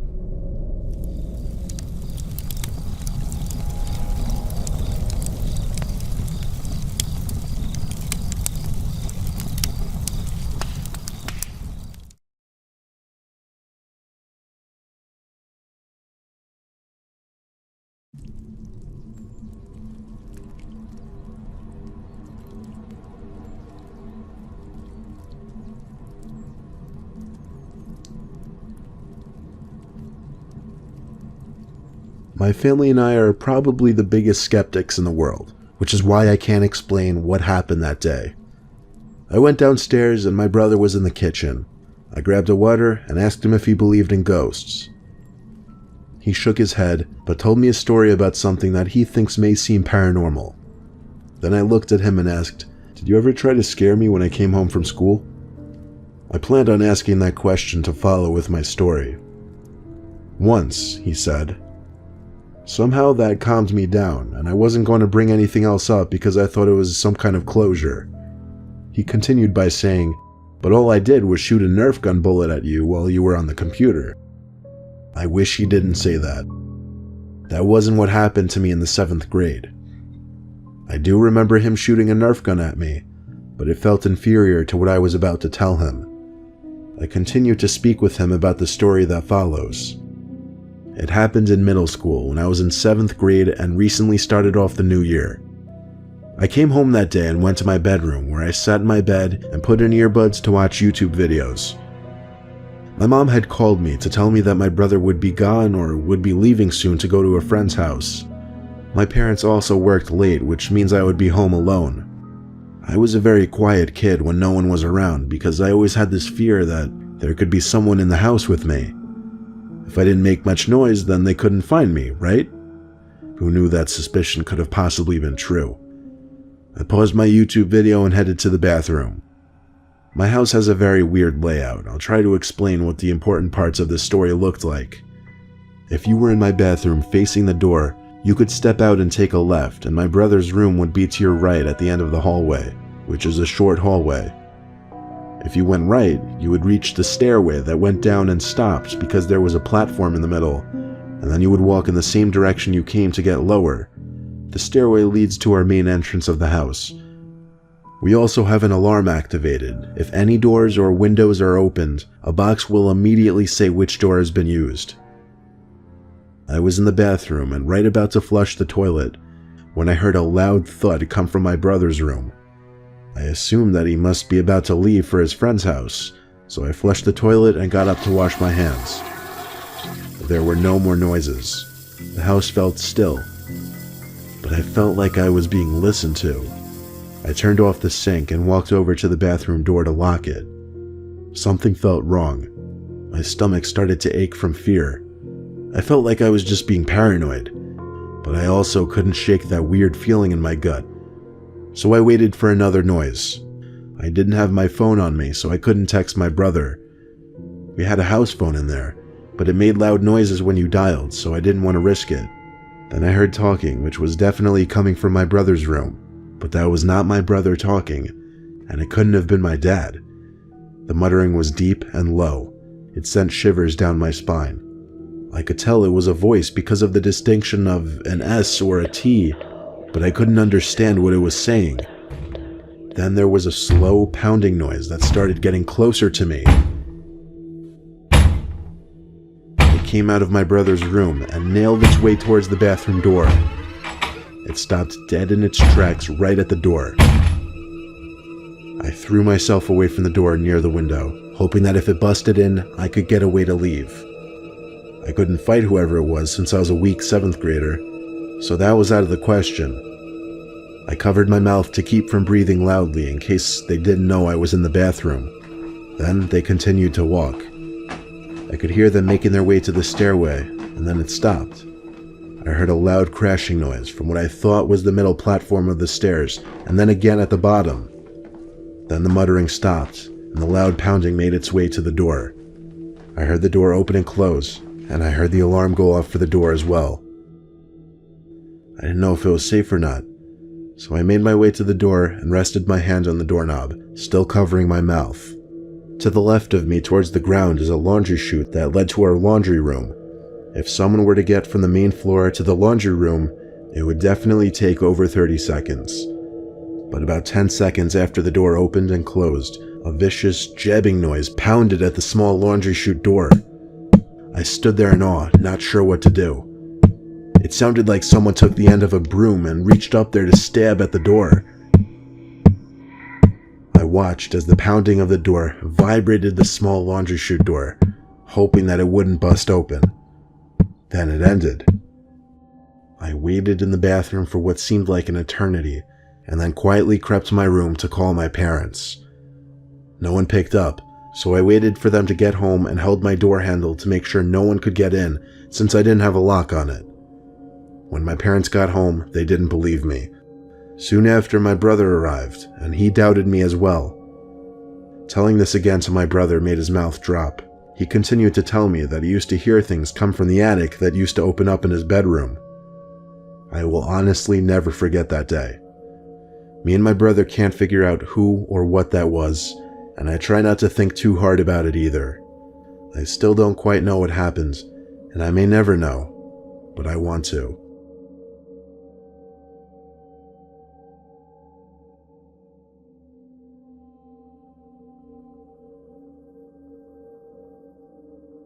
My name's Alyssa. I was 16 years old at the time, living with my mom in a crappy Bronx, New York apartment. Living in the Bronx was definitely an experience, not a good one. Always sketchy characters around, usually scary to walk alone at night, small apartment, and creepy neighbors. I don't mean that as an understatement. Our apartment was the second to last one in a hall on the 7th floor, and our neighbor, the owner of the last apartment in the hall, seemed to always be sitting outside his door, sitting on the windowsill. He would always make a point of looking at me when I entered the apartment, even when I would be with my mom. My mom told me to stay away from that man. We never even knew his name. He was a black man in his 60s, very little hair left, but his remaining hair was gray. He always had the same emotionless expression on his face when he looked at me, and then one day it started. Every time I would see him in the hall, he would say hi to me, but he'd call me by my name to make it even creepier. I wasn't exactly sure how he got my name, but I never asked. There was one night that my mom was working the night shift, so I'd be home alone all night. I came home at like 9 p.m., and the neighbor was as usual sitting on that windowsill, as if he didn't have anything going on in his life.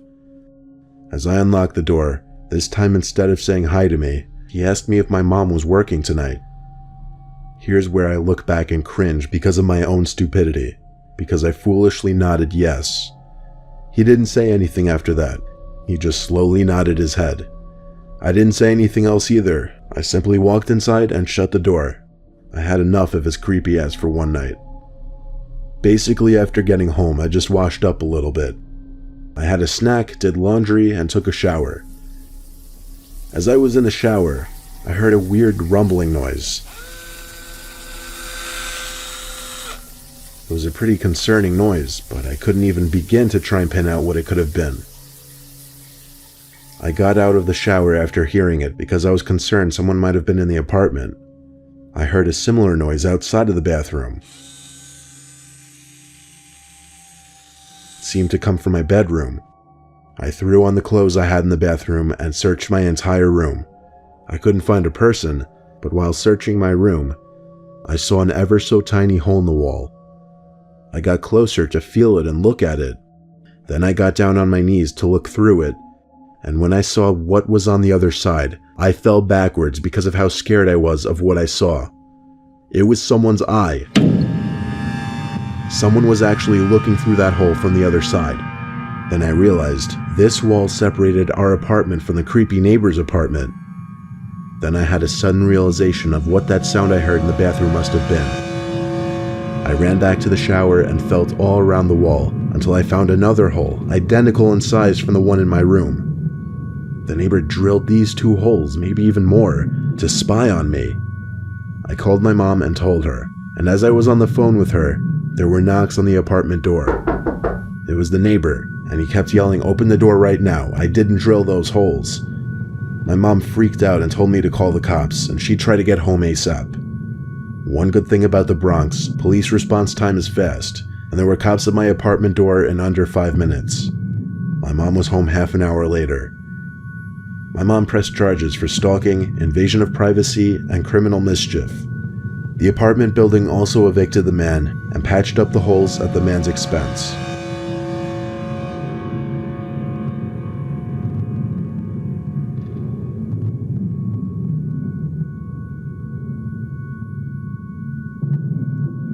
I'll never forget the time my friend Hal and I went camping. Hal is an Eagle Scout and nature lover, so he's always going out on these camping trips. One time I decided to come along and see what it was about. He went with his at-the-time girlfriend Maya. I received a last-minute invitation. We carpooled together and arrived to the destination 3 hours later. Hal doesn't believe in going to campsites because it doesn't give the real camping experience when you're surrounded by other people, so he took us to some random dirt trail off some dead road that he seemed to know about. He drove down this dirt road in the woods for a couple minutes until he seemed to be content with where we were. Then he put the car in park. It was such an inconspicuous place to stop that I wasn't even aware at first that we were getting out there. Hal unloaded the trunk. Most of the stuff we brought consisted of tents, sleeping bags, food, toilet paper, and first aid equipment. Hal said he usually packed a lot lighter, but was making this an easy trip for Maya and I, whatever that meant. Once we found a good place to set up camp, Hal basically assigned us tasks. Setting up a tent was one thing I knew how to do, so Hal told me to set up the 2 tents. Maya stayed behind with me and kind of helped with the tents, while also unpacking some of the supplies. Hal went off to find dry firewood. He would come back every so often with a couple pieces of wood. Nightfall came quicker than expected.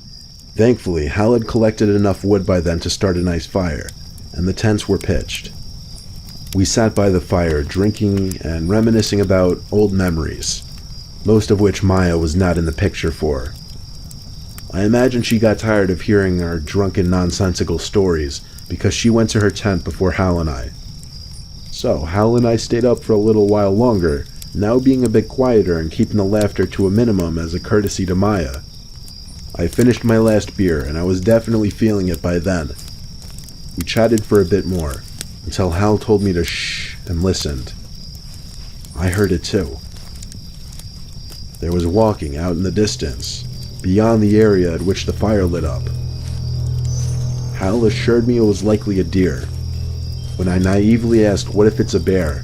he reassured me that a bear would not come this close to a campfire or the sound of people. I asked him if he was sure about that. He didn't answer though. The footsteps seemed to be going in circles, getting ever so slightly louder with each passing minute. When the footsteps got close enough, we started to hear a disturbing noise. It was like a clicking, growling type of noise. "Is that a wolf?" I whispered. Hal didn't answer. He just motioned for me to get into the tent. I did what he said. I got into the tent that I pitched for myself, and I believe Hal got into the tent that I pitched for he and Maya. The clicking noise outside was getting more and more clear, and it increasingly became obvious it was not the sound of a wolf, or a bear, or any kind of animal I could imagine. It didn't even sound like something of this planet. The light from the fire outside cast an eerie glow onto the walls of the tent, and I had to cover my mouth so that I wouldn't scream when I saw the shadow on the tent walls of some horrific, huge, bipedal thing walking past my tent. The footsteps were so slow, but so heavy. It moved away from my tent towards the direction of Hal and Maya's tent. The next thing I remember, besides waiting in absolute horror, was Maya's scream.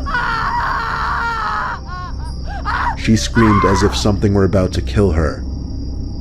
I didn't know what was happening, but I heard Hal screaming outside, "Run," over and over.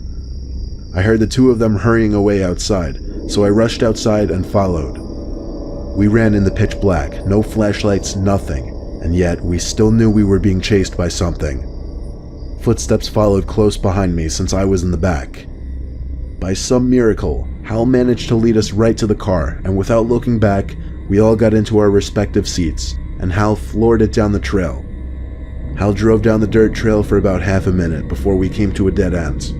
He had to somehow turn this pickup truck around now, in this dark forest, not too far from where we were being chased. I urged him to turn off the lights so that whatever was chasing us wouldn't see us.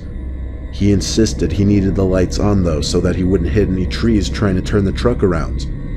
He shifted from drive to reverse, over and over.